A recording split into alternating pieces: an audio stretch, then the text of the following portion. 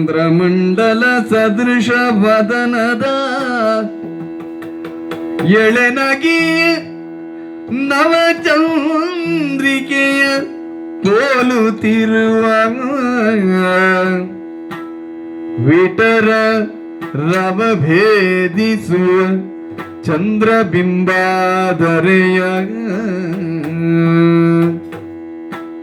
ಚಂದ್ರಬಿಂಬಾಧರೆಯ ಕಡೆಗಣ್ಣ ನೋಟದಿವು ಚಂದ್ರ ತಿಲಕದ ಶೋಭೆಯು ಇಂದ್ರನೀಲ ಮಣಿಯ ಧಿಕ್ಕರಿಪ ಭೈತಲಿಯು ಚಂದ್ರಗಾವಿಯ ವಸನವನುಟ್ಟು ತನ್ನ ನಯನೇಂದ್ರಿಯವ ಕಳೆಯುತ್ತಿಗ ಸತಿಯ ಕಂಡಾನೃಪನು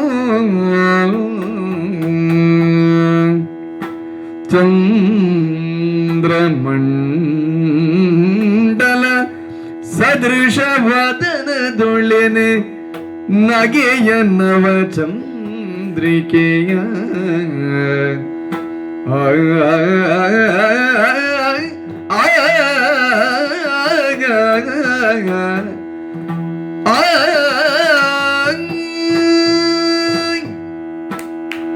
ನಾನೊಬ್ಬ ಕವಿಯಾಗುತ್ತಿದ್ದರೆ ಅಲ್ಲ, ಕವಿಯೇ ಆಗಬೇಕು ಅಂತ ಇಲ್ಲ, ಕವಿ ಮನಸ್ಸಿದ್ದರೂ ಸಾಕು. ಅವಳ ಮುಖವನ್ನು ನೋಡಿದಾಗ ನನಗೆ ನೆನಪಾದದ್ದು ಹುಣ್ಣಿಮೆಯ ಚಂದಿರ. ದೇವರದೇ ಇರಬೇಕು. ಒಳ್ಳೆಯದನ್ನು ಕಾಣಬೇಕಾದರೂ ಕೂಡ ಒಂದು ಯೋಗ ಅಂತ ಬೇಕು, ಒಳ್ಳೆಯ ಯೋಗ ಬೇಕು. ಕಾಡಿಗೆ ಬಂದಾಗ ಋಷಿಗಳಿಗೆ ಮಾಡಿದಂತಹ ಯಾವ ಉಪಕಾರ ಅಂತಿದೆಯೋ ಪುಣ್ಯದಾಯಕವಾದದ್ದು, ಅದನ್ನು ಮಾಡಿದ್ದರಿಂದಲೇ ಇಂಥವಳೊಬ್ಬಳನ್ನು ಕಾಣುವ ಯೋಗ ಬಂದಿದೆ ನನಗೆ, ಇನ್ನೇನೂ ಅಲ್ಲ. ನಮ್ಮ ವಂಶದ ಮೂಲ ಪುರುಷನ ನೆನಪು ಮಾಡುವಂತಹ ಒಂದು ಮುಖ ಇವಳ. ಚಂದ್ರನೇ ನಮ್ಮ ವಂಶದ ಮೂಲ ಪುರುಷ. ಆ ಚಂದ್ರನ ವದನದ ಕಾಂತಿಯಂತೆ ಇವಳ ವದನದ ಕಾಂತಿಯು ಒಮ್ಮೆ ಬರ್ತಾ ಉಂಟು.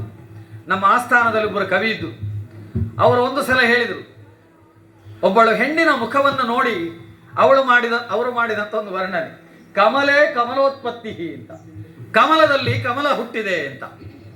ಎಲ್ಲರೂ ಆಶ್ಚರ್ಯಪಟ್ಟರು, ಬೆಕ್ಕಸೆ ಬೆರಗಾದರು. ಹೀಗೆ ಹೇಳಿದರೆ ಏನು ಸ್ವಾಮಿ ಅಂತ ಕವಿಯಲ್ಲೇ ಮತ್ತೆ ಕೇಳಿದರು. ಎಲ್ಲ ಕೆಲವೊಮ್ಮೆ ದುರದೃಷ್ಟ ನೋಡಿ, ಕವಿಯ ಮಾತಿಗೆ ಮತ್ತೆ ಕವಿಯ ಅರ್ಥವನ್ನು ಹೇಳಬೇಕಾಗ್ತದೆ. ಅಂದ್ರೆ ಅಷ್ಟು ಕಠಿಣತರವಾದ ಸ್ವಾರಸ್ಯಕರವಾದ ವಾಕ್ಯವನ್ನೇ ಅವರು ಹೇಳಿದ್ದಾರೆ. ಹೆಣ್ಣಿನ ಮುಖವು ಕಮಲ, ಅವಳ ಕಣ್ಣು ಕಮಲ ಅಂತ, ಕಮಲದಲ್ಲಿ ಕಮಲ ಹುಟ್ಟಿದೆ ಅಂತ.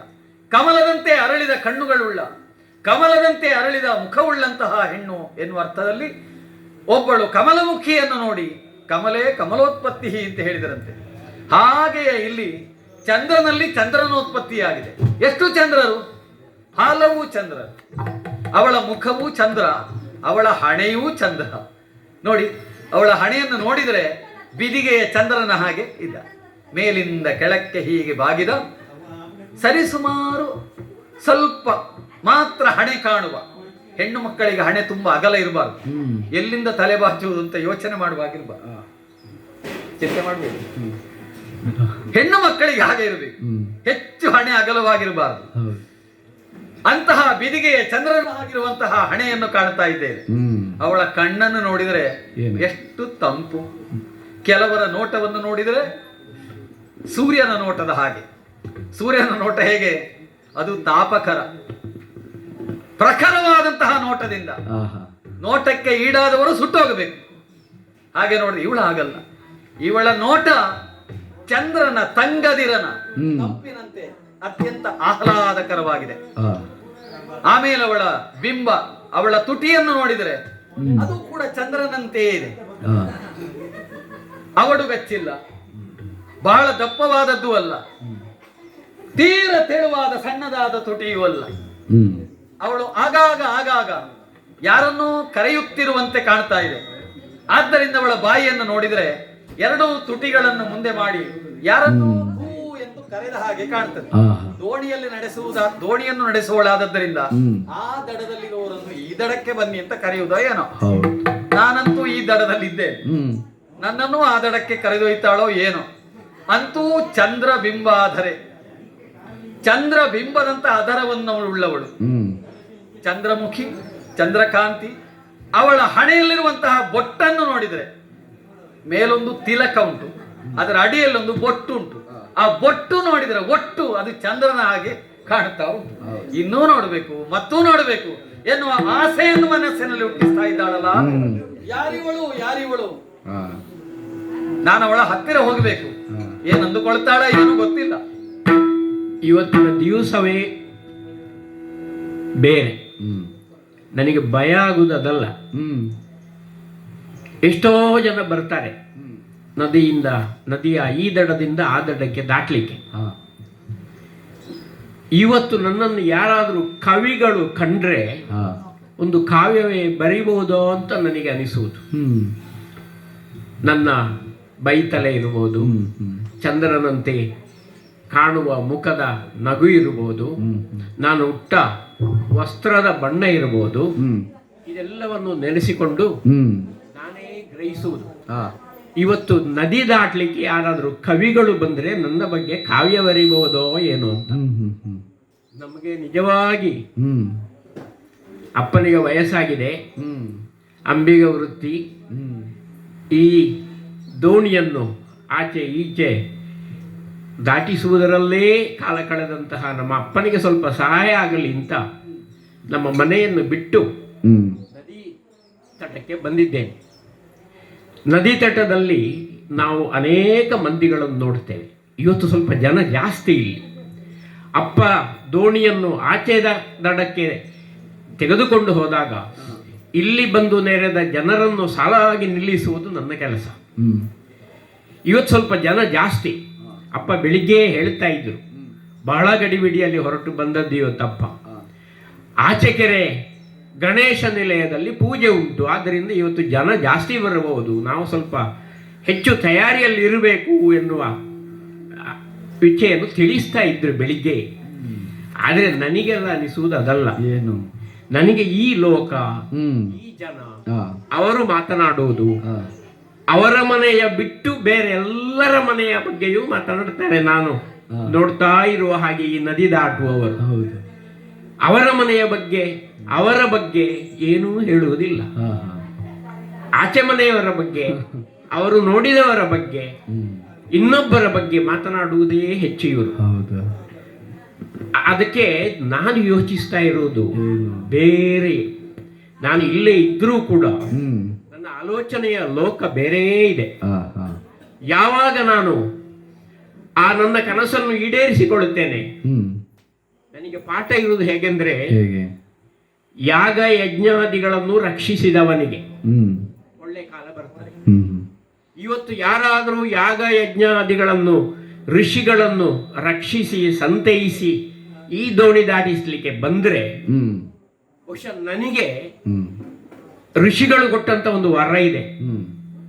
ನನ್ನ ಗುರುಗಳು ಆ ವರದ ಪ್ರಕಾರ ನೀನೊಂದು ಚಕ್ರವರ್ತಿಯ ಕೈ ಹಿಡೀತಿ ಅಂತ ಹೇಳಿದ್ದಾರೆ. ಆ ಸಮಯ ಯಾವಾಗಾದ್ರೂ ಬರ್ತದೋ ಅಂತ ನಾನು ಕನಸು ಕಾಣುತ್ತಾ ಇದ್ದೇನೆ. ಆಗ್ಲಿಕ್ಕೆ ನಾನು ಅಂಬಿಕನ ಸಾಕು ಮಗಳಾಗಿ ಇಲ್ಲಿದ್ರೂ ಕೂಡ ನನ್ನ ಮೈಯಿಂದ ಹೊರಡುತ್ತಿದ್ದಂತಹ ಮತ್ಸ್ಯದ ವಾಸನೆ, ಮೀನಿನ ವಾಸನೆಯಿಂದಾಗಿ ನನ್ನನ್ನು ಮತ್ಸ್ಯಗಂಧಿ ಅಂತ ಕರೀತಾ ಇದ್ರು. ಗುರು ಪರಾಶರ ಅನುಗ್ರಹದಿಂದ ಕಸ್ತೂರಿ ಪರಿಮಳವನ್ನು ಪಡೆದದ್ದರಿಂದ ನನ್ನ ಮೈಯಲ್ಲಿದ್ದ ಆ ಮತ್ಸ್ಯ ವಾಸನೆ ಹೋಗಿ ಕಸ್ತೂರಿ ಪರಿಮಳವು ಒಂದು ಯೋಜನೆಗೆ ದೂರಕ್ಕೆ ಹೋಗುವಷ್ಟು ಆ ಪರಿಮಳದ ಶಕ್ತಿ ಹೊಂದಿದ್ದರಿಂದ ನಾನು ಮತ್ಸ್ಯಗಂಧಿ ಆಗಿದ್ದವಳು ಯೋಜನಗಂಧಿ ಆದೆ. ಗುರುಗಳ ಅನುಗ್ರಹದಿಂದ ವ್ಯಾಸರನ್ನೂ ಪಡೆದೆ. ಆದರೆ ದುರ್ದೈವ ಎಂದರೆ, ದೌರ್ಭಾಗ್ಯ ಎಂದರೆ, ಗುರುಗಳನ್ನೂ ನಾನು ನೋಡ್ಲಿಕ್ಕಾಗಲಿಲ್ಲ, ಮಗ ವ್ಯಾಸರನ್ನೂ ನೋಡ್ಲಿಕ್ಕಾಗಲಿಲ್ಲ. ಅವರು ಯಾವಾಗ ಮತ್ತೆ ಈ ದಾರಿಯಲ್ಲಿ ಬರ್ತಾರೆ ಅಂತ ಕಾಯ್ತಾ ಇದ್ದೆ. ಇಲ್ಲ, ಹೋಗುವಾಗ ಒಂದು ಹೇಳಿದ್ರು ಅವರು, ನೀನೊಂದು ಚಕ್ರವರ್ತಿಯ ಕೈ ಹಿಡಿತಿ ಅಂತ.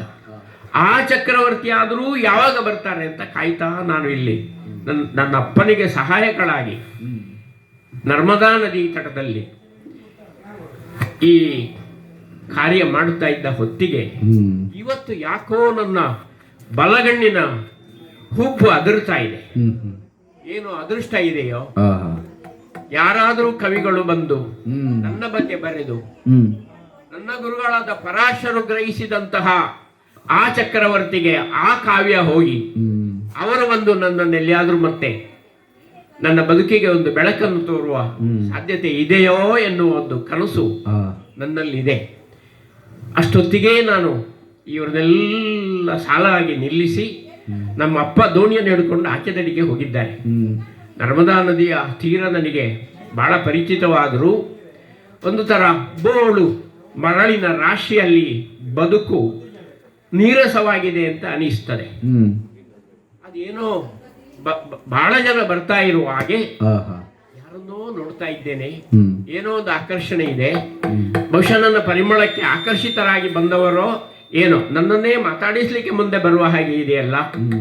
ಹೆಣ್ಣೆ, ನೋಡೋಣ.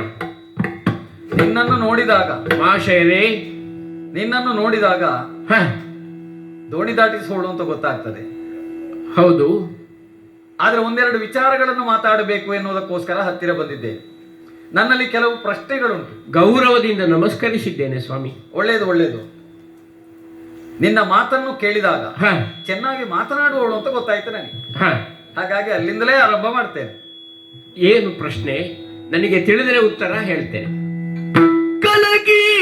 ಕಲಗೀರವಾಣಿ ನೀನಾರಾತ್ಮ ಬವಡು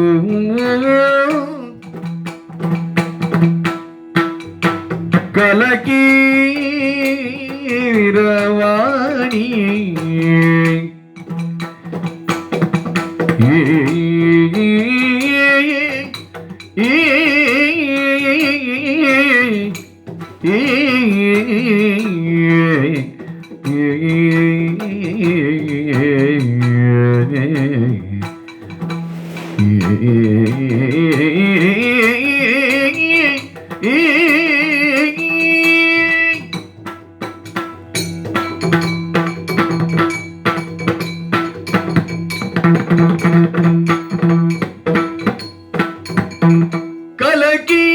ಕಲಗೀರವಾಣಿ ನೀನಾರಾತ್ಮ ಬವಳು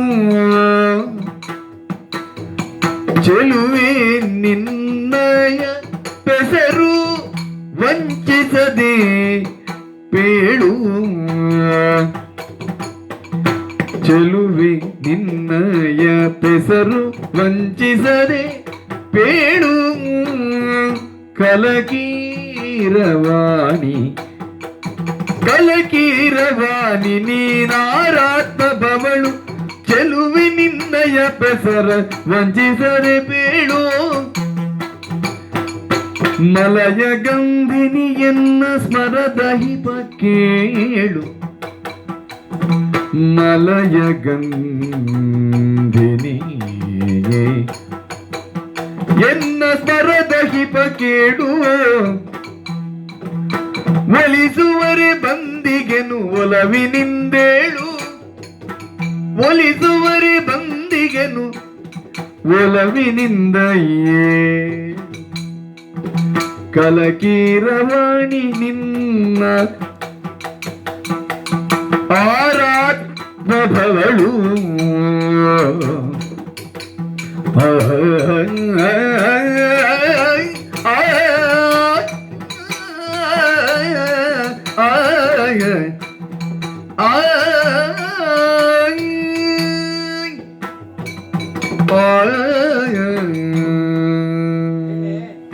ಶ್ರೀಮಾನ್, ನಿನ್ನನ್ನು ನೋಡಿದಾಗ ಹ, ತುಂಬಾ ಮಾತನಾಡುವವಳು ಅಂತ ನನಗೆ ಗೊತ್ತಾಯ್ತು.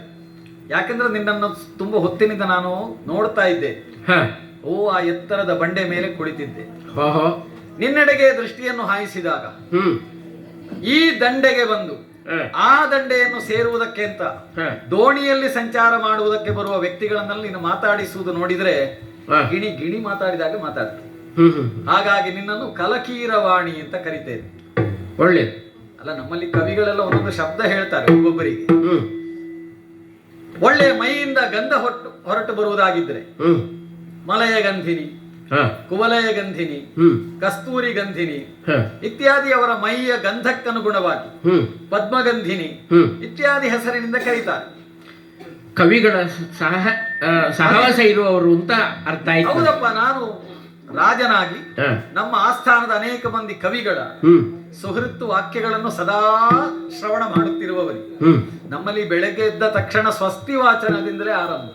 ಓಹೋ, ರಾತ್ರಿ ಮಲಗಬೇಕಾಗಿದ್ರು ಕೂಡ ಸ್ವಸ್ತಿ ವಾಚನದಿಂದಲೇ ನಾವು ನಿದ್ರಾಸಕ್ತರಾಗು. ಹ್ಮ್, ಹಾಗಾಗಿ ಸ್ವಸ್ತಿ ಸ್ವಸ್ತಿ ಸ್ವಸ್ತಿ ಎನ್ನುವ ಹ, ಒಳ್ಳೆಯ ಮಾತುಗಳನ್ನು ಸದಾ ಕೇಳುತ್ತಾ ಬಂದವರು. ಹ್ಮ್, ಮತ್ತೆ ಇನ್ನೂ ಒಂದುಂಟು, ನಮ್ಮಲ್ಲಿ ಹೇಳ್ತಾರೆ ಒಳ್ಳೆಯದನ್ನೇ ಆಡಬೇಕು, ಹ್ಮ್, ಒಳ್ಳೆಯದನ್ನೇ ಕೇಳಬೇಕು ಅಂತ. ಹ್ಮ್, ನಿನ್ನನ್ನು ನೋಡಿದಾಗ ನನಗೆ ಗೊತ್ತಾಯ್ತು, ಹ್ಮ್, ಮೈಯಲ್ಲಿ ಒಳ್ಳೆಯ ರೂಪ ಇದ್ದರೆ ಸಾಲದು, ಹ್ಮ್, ಒಳ್ಳೆಯ ವಾಕ್ ಕೊಡಬೇಕು ಅಂತ. ಹ್ಮ್, ಒಬ್ಬ ವ್ಯಕ್ತಿಯ ವ್ಯಕ್ತಿತ್ವ ಎನ್ನುವುದು ಶ್ರೇಷ್ಠವಾಗಿ ಮಾರ್ಪಡಬೇಕಾದ್ರೆ ಹ್ಮ್, ಅಥವಾ ರೂಪುಗೊಳ್ಳಬೇಕಾದ್ರೆ ಹ್ಮ್, ವಪು, ವಾಕು, ವಸ್ತ್ರ ಇತ್ಯಾದಿಗಳೆಲ್ಲ ಬೇಕಂತೆ. ಹ್ಮ್, ಶರೀರದಲ್ಲಿ ಒಂದು ರೀತಿಯಾದ ವಪುವಿನಲ್ಲಿ ಒಳ್ಳೆಯ ಆಕೃತಿಗಳು ಬೇಕು. ಹ್ಮ್, ಆಯಾ ಆಕೃತಿಗಳ ಮೂಲಕವಾಗಿ ಹ್ಮ್. ಗಂಡು ಹೆಣ್ಣು ತಮ್ಮ ದೇಹದ ಚೆಲುವಿಕೆಯನ್ನು ಕಾಣಿಸಿಕೊಳ್ತಾರೆ. ದೋಣಿಯಲ್ಲಿ ದಾಟುವಾಗ ಮೊನ್ನೊಬ್ಬರು ಋಷಿಗಳು ಹೇಳುತ್ತಾ ಇದ್ದರು, ಏನ್ ಹೇಳಿ, ವಾಗ್ಭೂಷಣಂ ಭೂಷಣಂ ಭೂಷಣ, ಅಂತ. ಒಳ್ಳೆಯ ವಾಕು ಒಳ್ಳೆಯ ಆಭರಣವಾಗಿ ಕಾಣಿಸ್ತದೆ, ಹ್ಮ್, ಅದುವೇ ಒಳ್ಳೆಯ ಆಭರಣ ಅಂತ ಅದರ ಅರ್ಥ. ಹ್ಮ್, ಆಮೇಲೆ ನಿನ್ನದಾದಂತಹ ಮಾತು, ಹ್ಮ್, ಆ ಮಾತಿನಲ್ಲಿ ಒಂದು ಮಾಧುರ್ಯ ಉಂಟು.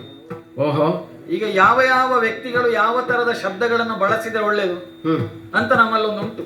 ಹ್ಮ್, ಈಗ ನಮ್ಮಲ್ಲಿ ಕೆಲವರು ಸೇನಾಧಿಪತಿಗಳು ವೀರರೆಲ್ಲ ಇದ್ದಾರೆ, ಹ, ಅವರೆಲ್ಲ ಮೂರ್ಧನ್ಯ ಅಕ್ಷರಗಳನ್ನು ಹೆಚ್ಚು ಬಳಸುವುದು, ಹ್ಮ್, ಸ್ವಲ್ಪ ಹೊರಟು ಟಾಟಡಾಡಣ ಅಂತ. ಓಹೋ, ಅವರು ಬಳಸುವ ಅಕ್ಷರಗಳನ್ನು ಕೇಳಿದ್ರೆ ಗೊತ್ತಾಗ್ತದೆ ಅವರು ಸ್ವಲ್ಪ ಜನ ಹೊರಟು ಅಂತ. ಹ, ಹೊಡಿತೇನೆ ಬಡಿತೇನೆ, ಹೊಡಿ ಕಡಿ ಅಂತ. ಹ್ಮ್, ಆದ್ರೆ ನಿನ್ನದಂಥದ್ದಲ್ಲ, ನಿನ್ನ ಶರೀರದ ಲಾಲಿತ್ಯಕ್ಕನುಗುಣವಾದ ಹ್ಮ್, ಲಲಿತವಾದ ಮಧುರವಾದ ಹಿತ ಮಿತವಾದ ಮಾತು. ಹ್ಮ್, ಆದ್ದರಿಂದ ಹಿತ ಮಿತ ಮೃದು ವಚನಂ, ಹ್ಮ್, ಲಾಲಿತ್ಯಪೂರ್ಣವಾದಂತಹ ಮಾತು, ಇದನ್ನು ಹೊಂದಿದವಳು ನೀನು. ಹ, ನಿನ್ನನ್ನು ನೋಡಿದಾಗ ಹ, ನನಗೆ ಮತ್ತೆ ಮತ್ತೆ ನೋಡಬೇಕು ಅಂತ ಅನ್ನಿಸಿತು. ಓಹೋ, ನಾನು ಹುಡುಕಿಕೊಂಡು ಬಂದದ್ದು ಸುಗಂಧವನ್ನು. ಹ್ಮ್, ಸುಗಂಧ ಇನ್ನೆಲ್ಲೂ ಇಲ್ಲ, ಇಲ್ಲಿದ್ದಂತ ಅನೇಕ ಮಂದಿ ಇಲ್ಲಿಂದ ಹೋದ್ರು. ಹ್ಮ್, ಈಗ ನೀನೊಬ್ಬಳೇ ಇಲ್ಲಿದ್ದಿ, ಹ್ಮ್, ಹಾಗಾಗಿ ಸುಗಂಧ ಹುಟ್ಟಿ ಬರುವುದು ನಿನ್ನಿಂದಲೇ ಅಂತ ನನಗೆ ಗೊತ್ತಾಯ್ತು. ಹ್ಮ್, ಈ ಗಂಧಕ್ಕೂ ಕಾರಣ ಏನು, ಹ, ನಿನ್ನ ಹೆಸರೇನು, ಹ್ಮ್, ನೀನು ಯಾರ ಮಗಳು, ಹ, ನಿನ್ನಂತಹ ಚೆಲುವೆಯನ್ನು ನೋಡಿದಾಗ ಹ್ಮ್. ಯಾರಿಗಾದ್ರೂ ಬಿಟ್ಟು ಹೋಗ್ಲಿಕ್ಕೆ ಮನಸ್ಸು ಬಂದಿತ? ಹ, ಅವೊಬ್ಬ ಇದ್ದಾನೆ 5 ಬಾಣ ತಕ್ಕೊಂಡು ಬಂದವ, ಹ್ಮ್, ಅದರಲ್ಲಿ 3 ನನಗೆ ಹೊಡೆದಿದ್ದಾನೆ, ಒಂದು 2 ನಿನಗೆ ಬಿಡಬಾರ್ದು ಅಂತ ನಾನು ಯೋಚನೆ ಮಾಡು. ಓಹೋ, ಅಂದ್ರೆ ಹ್ಮ್, ನಿನ್ನನ್ನು ಕಂಡಾಗ ಹ್ಮ್. ನನ್ನ ಮನಸ್ಸಿನಲ್ಲಿ ಹ, ಒಬ್ಬ ಸಂಸಾರಿಯಾದವನು ಸುಖವಾಗಿರಬೇಕು ಅಂತಾದ್ರೆ ಹ, ಎಲ್ಲಾ ಗುಣಗಳು ಬೇಕು, ಹ್ಮ್, ಆದರೆ ರೂಪ ಯೌವನ ಸಂಪನ್ನೆಯಾದ ಹ್ಮ್, ಹಿತಮಿತ ಮೃದು ವಚನೆಯಾದ ಹ, ನಿನ್ನಂಥವಳನ್ನು ಸುವಾಸಿನಿಯನ್ನಾಗಿ ಹ, ಮನೆಯೊಡತಿಯನ್ನಾಗಿ ಪಡೆದೆ ಅಂತಾದ್ರೆ ಹ್ಮ್. ಅದಕ್ಕಿಂತ ದೊಡ್ಡ ಸಾರ್ಥಕ್ಯ ಇನ್ನೇನುಂಟು ಎನ್ನುವ ಭಾವನೆ ನನ್ನ ಮನಸ್ಸಿನಲ್ಲಿ ಹುಟ್ಟಿತು. ಹ್ಮ್, ಆದ್ದರಿಂದ ನನ್ನನ್ನು ಮಾತಾಡಿಸ್ತಾ ಇದ್ದೇನೆ. ನಿನ್ನ ಪರಿಚಯ ನನಗೆ ಬೇಕು, ಹ. ನಿನ್ನ ಇತಿವೃತ್ತವನ್ನು ಹೇಳ್ತೀಯಾ? ಸ್ವಾಮಿ, ಏನು? ಅಂಬಿಗರಿಗದಿಪನಾದ ಕಂದರಾತ್ಮಜೇ ನಾನು ಕುಂಬಿನಿಯೊಳೆನಗೆ ಯೋಜನಗಂಧಿ ಎನ್ನುವರು,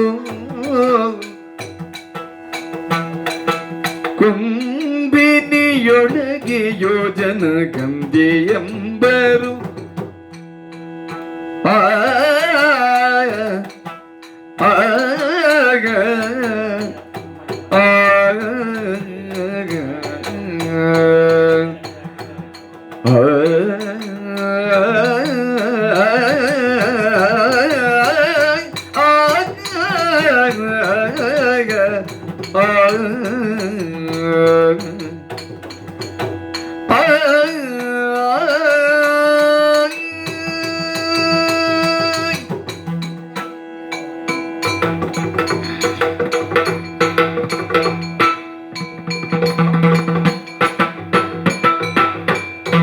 ಅಂಬಿಗರಿಗೆ ಅಧಿಪನಾದ ಕಂಧರಾತ್ಮಜೆ ನಾನು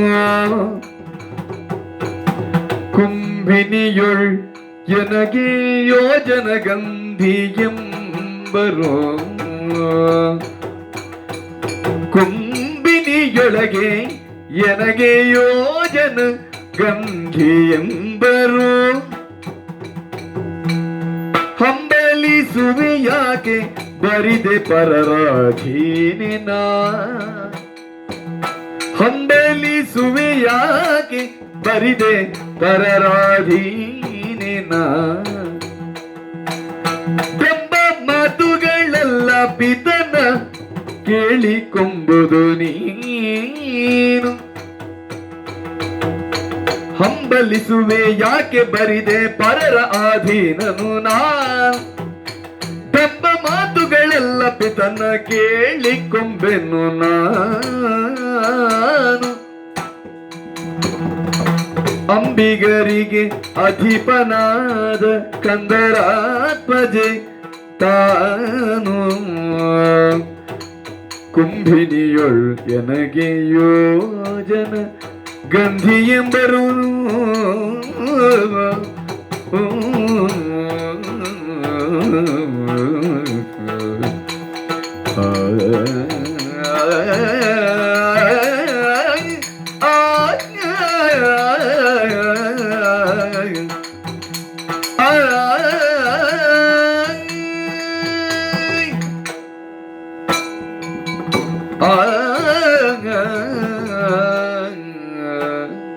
ಮಹನೀಯರೇ, ನಾರಿಮಣಿ. ಹತ್ತು ಹಲವು ಮಂದಿ ಹಾದು ಹೋಗುವ ದಾರಿ ಇದು. ಆ, ನೀವು ಹಾಗಲ್ಲ. ಒಬ್ಬರು ಗಣ್ಯಾತಿ ಗಣ್ಯರು ಅಂತ ತಿಳಿದು ಆ, ಮತ್ತೊಮ್ಮೆ ಕೈ ಮುಗಿದು ಗೌರವದಿಂದ ನಿಮಗೆ ನನ್ನನ್ನು ಪರಿಚಯಿಸ್ತೇನೆ. ಬಹಳ ಒಳ್ಳೇದು, ಒಳ್ಳೆ ಸಂಸ್ಕಾರವತಿ ನೀನು. ನಾವು ಎಲ್ಲರ ಹತ್ರವೂ ಆ ರೀತಿ ನಮ್ಮ ಪರಿಚಯಗಳನ್ನು ಹೇಳಿಕೊಳ್ಳುವುದು ಅಂತ ಇಲ್ಲ. ಆ, ನಮ್ಮ ಈ ಅಂಬಿಗ ವ್ಯವಹಾರಕ್ಕೆ ಬೇಕಾದ ಅಷ್ಟೇ ಮಾತುಗಳನ್ನಾಡಿ ನಮ್ಮ ದಿನವನ್ನು ಕಳೆಯುವವರು. ಸರಿಯಪ್ಪ. ಆದರೆ ಆ, ನೀವೊಬ್ಬರು ಗಣ್ಯಾತಿ ಗಣ್ಯರು, ಹ್ಮ್, ಸಂಸ್ಕಾರಯುತರು, ಆ, ನಾಗರಿಕ ಸಮಾಜದಿಂದ ಬಂದವರು ಅಂತ ತಿಳಿದು ಆ, ನಿಮ್ಮ ಹತ್ರ ಗೌರವದಿಂದ ನನ್ನ ಪರಿಚಯವನ್ನು ಹೇಳ್ತೇನೆ. ಆದೀತು. ಇಲ್ಲಿ ನೋಡಿ, ತುಂಬ ಗುಡಿಸಲುಗಳು ಕಾಣ್ತಾ ಇದೆ. ಹೌದೌದು. ಇದು ನಮ್ಮ ಅಂಬಿಗರ ಖೇರಿ. ಓ, ಓ. ಅದರ ಮಧ್ಯದಲ್ಲಿ ಒಂದು ಮಾಳಿಗೆಯ ಮನೆ ಕಾಣ್ತಿದೆಯಲ್ಲ, ಹಾ ಹಾ ಹಾ, ಒಂದು ಉಪ್ಪರಿಗೆ ಮನೆ ಉಂಟು. ಅದು ಈ ಅಂಬಿಗರ ಖೇರಿಗೆ ರಾಜನಾಗಿರುವಂತಹ ಹ್ಮ್, ಕಂದರ ನಾಮಕನಾದ ಆ, ಅಂಬಿಗಾಧಿಪತಿ. ಓ, ಅವನ ಅರಮನೆಯಲ್ಲಿ ಇರುವವಳು ನಾನು. ಹಾ ಹಾ ಹಾ, ಅವನ ಸಾಕುಮಗಳಾಗಿ ಓಹೋ, ಈ ಅಂಬಿಗರ ಖೇರಿಯಲ್ಲಿ ಹಾ, ನನ್ನನ್ನು ಹ್ಮ್. ಯೋಜನಗಂಧಿ ಅಂತ ಸಂಬೋಧಿಸಿ ಕರೀತಾ ಇದ್ದಾರೆ. ಅಂದ್ರೆ ಯೋಜನೆಗಳವರೆಗೆ ನಿನ್ನ ಮೈಯ ಗಂಧ ಬರುತ್ತಿದೆ ಎನ್ನುವ ಕಾರಣಕ್ಕೆ ಹಾ. ನಿನ್ನನ್ನು ಯೋಜನ ಗಂಧಿ ಅಂತ ಹೇಳ್ತಾರೆ. ಕವಿ ಹೃದಯಕ್ಕೆ ಅದು ಹಾಗೇ ಇದ್ರು, ಹಾ. ಇವರು ಪ್ರೀತಿಯಿಂದ ನನ್ನನ್ನು ಯೋಜನಗಂಧಿ ಅಂತ ಅಲ್ಲ, ನಾನು ಕರೀತಾರೆ. ಅದನ್ನು ಸತ್ಯ ಅಂತ ಈಗ ಸಂಶೋಧನೆ ಮಾಡಿ ಕಂಡುಹಿಡಿದಿದ್ದೆ. ಯಾಕಂದ್ರೆ ನಾನು ಯೋಜನೆಗಳ ಆಚೆ ಇದ್ದೆ. ಹ ನಾನು ಇಲ್ಲಿದ್ದವಲ್ಲ, ಅಲ್ಲಿದ್ದವ. ಹ ಅಲ್ಲಿಂದ ಇಲ್ಲಿವರೆಗೆ ಬಂದೆನು, ಪರಿಮಳ ನೋಡಿಯೇ ಬಂದದ್ದು. ಅರ್ಥ ಆಯ್ತು. ನೀವು ದೋಣಿ ದಾಟ್ಲಿಕ್ಕೆ ಬಂದವರಲ್ಲ, ಹಾ. ಪರಿಮಳವನ್ನು ನೋಡಿಕೊಂಡು ಇಲ್ಲಿ ಬಂದವರು. ಇಲ್ಲಿಗೆ ಬಂದದ್ದು. ಅದರಿಂದಾಗಿ ಮತ್ತೆ ದೋಣಿ ದಾಟ್ಲಿಕ್ಕೆ ಆಗ್ತದೋ ನೋಡುವ ಎನ್ನುವ ಹಾ. ಆಸೆಯಿಂದ ಬಂದವರು. ದಾಟಿಸಬೇಕು ಅಂತ ಹೇಳಲಿಕ್ಕೆ ಬಂದದ್ದು. ಹ ಮತ್ತೆ ಹಾ ಇದಿಷ್ಟು ನನ್ನ ಪರಿಚಯ. ಹಾ ಹಾ ಹಾ. ಮತ್ತೆ ನನ್ನನ್ನು ಕಂಡಾಗ ನಿಮಗೆ ಏನಾಯ್ತು ಹಾ, ಎಲ್ಲ ಹೇಳಿದಿರಿ. ಹೌದು ಹೌದು. ಮತ್ತೊಂದುಂಟು, ಏನು? ಈ ದೊಡ್ಡ ದೊಡ್ಡ ಮನೆತನದ ಮಕ್ಕಳು ಹಾ ನದಿ ಬದಿಗೆ ಬರುವಾಗ ಹಾ ಈ ಮಾರ ಬೆತ್ತ ಹಿಡಿದು ಇಲ್ಲೇ ಇರುದವ. ಹಾ, ನದಿ ಬದಿಯಲ್ಲಿ ಅವರಿಗೆ 4 ಪೆಟ್ಟು ಹೊಡೆದೇ ಅವ ಸಮಾಧಾನ ಪಟ್ಟಿಕೊಳ್ಳುದು. ಹಾ. ಸೊ ನಿಮಗೂ 4 ಪೆಟ್ಟು ಕೊಟ್ಟಿದ್ದಾನೆ ಅಂತ ಹೇಳಿದ್ದೀರಿ. 4 ಅಲ್ಲ 3 ಕೊಟ್ಟಿದ್ದ. ಹಾ. ಇನ್ನೊಂದು ಕಡೆಗೆ ಕೊಡಬೇಕು ಅಂತ ನನ್ನದೊಂದು ಹರಕೆ ಉಂಟು. ಹ ಅದು ಹಾಗೆಲ್ಲ ಅಲ್ಲ ಸ್ವಾಮಿ. ಹಾ, ಮತ್ತೆ ಹೇಗೆ? ನಾವೆಲ್ಲ ಅದನ್ನೆಲ್ಲ ಮೀರಿ ನಿಂತವರು. ಹಾ ಹಾ. ನನಗೂ ಮನಸ್ಸುಂಟು. ವಾ, ಇದಕ್ಕಿಂತ ಒಳ್ಳೆಯ ವಿಷಯ ಇಂಥದ್ದು. ಎಂದ್ರೆ ಹಾಗಲ್ಲ, ಹಾಗಾದ್ರೆ ಒಂದು ಬಾಣ ಬಿಟ್ಟಿದ್ದಾನೆ ಅಂತ ಅರ್ಥ. ಹಾಗಲ್ಲ. ಹಾ, ಮನಸ್ಸು ಎಂಬುದು ಉಂಟು, ಹೌದು. ಅದರಿಂದಾಗಿ ಭಾವನೆಗಳು ಉಂಟು. ಮನಸ್ಸಿನ ಒಳಗೆ ಏನುಂಟು? ಅದು ಭಾವನೆಗಳು ಅಂತ ಉಂಟು ನಮಗೂ. ಹಾ, ಮನಸ್ಸುಂಟು ಅಂದ್ರೆ ನೀವು ನೆನೆಸಿಕೊಂಡದ್ದಕ್ಕೆ ನನಗೆ ಮನಸ್ಸುಂಟು ಅಂತಲ್ಲ, ಹ್ಮ್ ಹ್ಮ್. ನನಗೂ ಒಂದು ಮನಸ್ಸು ಅಂತ ಹೇಳುವುದು ಉಂಟು. ಹೌದು. ಅದರಲ್ಲಿ ಅನೇಕ ಭಾವನೆಗಳಲ್ಲೂ ಸಂಸ್ಕಾರಗಳು ಹುಟ್ಟಿಕೊಳ್ತಾ ಇರ್ತದೆ ಅಂತ. ಹಾ ಹಾ ನಾನು ಪರಾಧೀನಳಾಗಿರುವ ಹಾ. ಅವಳು, ಹಾ ನನ್ನ ಅಪ್ಪ ಹ್ಮ್. ಕಂದರನ ಹಾ ಕೈಯಡಿಯಲ್ಲಿ ಇರುವವಳು, ಹಾ ನನ್ನನ್ನು ಸಾಕುವವನು, ಹಾ ನನಗೆ ಅನೇಕ ಜೀವನದ ಬದುಕಿನ ಮೌಲ್ಯಗಳನ್ನು ತಿಳಿ ಹೇಳಿದವನು, ಸರಿ, ಅವನ ಅಧೀನದಲ್ಲಿ ಇರುವುದರಿಂದ ನನ್ನಲ್ಲಿ ನೀವು ಏನು ಕೇಳಿದ್ರು ನಾನು ಅದಕ್ಕೆ ಒಪ್ಪಿಗೆ ಕೊಡುವುದಿಲ್ಲ. ನಿಮಗೆ ನಿಮ್ಮ ಮನಸ್ಸಿನೊಳಗೆ ಏನು ಆಸೆ ಇದ್ರು ನನ್ನ ಕುರಿತಾಗಿ ಅಂಬಿಗರ ಹತ್ರ ಕೇಳಬೇಕು, ಅಂಬಿಗರ ಒಡೆಯಲ್ಲಿ ಕೇಳಬೇಕು, ಕಂದರನ ಹತ್ರ ಕೇಳಿ ಆಮೇಲೆ ಅವನು ಏನು ಹೇಳ್ತಾನೆ ಅಂತ ಅದರ ಅನುಸಾರವಾಗಿ ನಾನು ನನ್ನ ಅಭಿಪ್ರಾಯಗಳನ್ನು ತಿಳಿಸೋದು. ತರುಣಿ ತರುಣಿ ನಿನ್ನಯ ಪಿತನು ಕೋಪಿಸನಿದಗಿ ವರಿಜನ್ನ ಬೇಗದೊಳ್ ಸ್ವರನ ಸಂಗರಕಿ ತರುಣಿ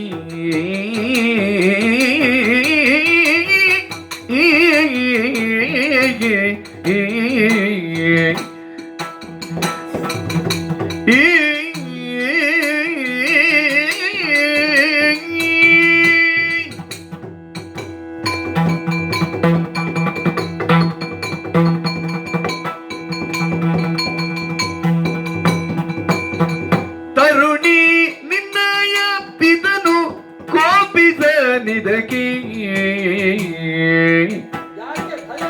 ವರಿಸೆನ್ನ ಬೇಗದೊಳ್ ಸ್ಮರಣ ಸಂಗರಕಿ ತರುಣಿ ನಿನ್ನಯ ಪಿತನು ಕೋಪಿಸನಿದಗಿ ವರಿಸೆನ್ನ ಬೇಗದೊಳ್ ಸ್ಮರಣ ಸಂಗರಕಿ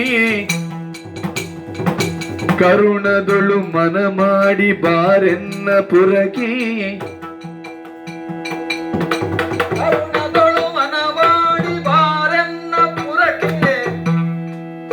ಕರುಣದೊಳು ಮನ ಮಾಡಿ ಬಾರೆನ್ನ ಪುರಕಿ ಧರಣಿಯನ್ನು ಪಾಲಿಸುವೆ ಬರಿದೆ ಭ್ರಮೆ ಯಾಕೆ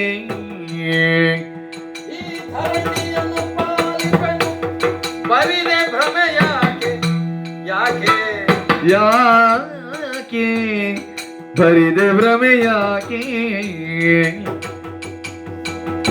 ತರುಣಿ ನಿನ್ನಯ ಪಿತನು ಕೋಪಿಸನು ಇದಕ್ಕೆ ವರಿಸೆನ್ನ ಬೇಗದೊಳು ಸ್ಮರಣ ಸಂಗರಕಿ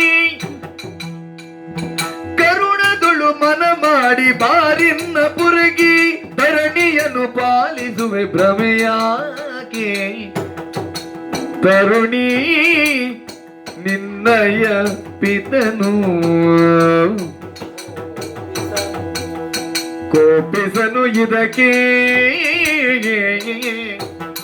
ಆ ಆ ಆ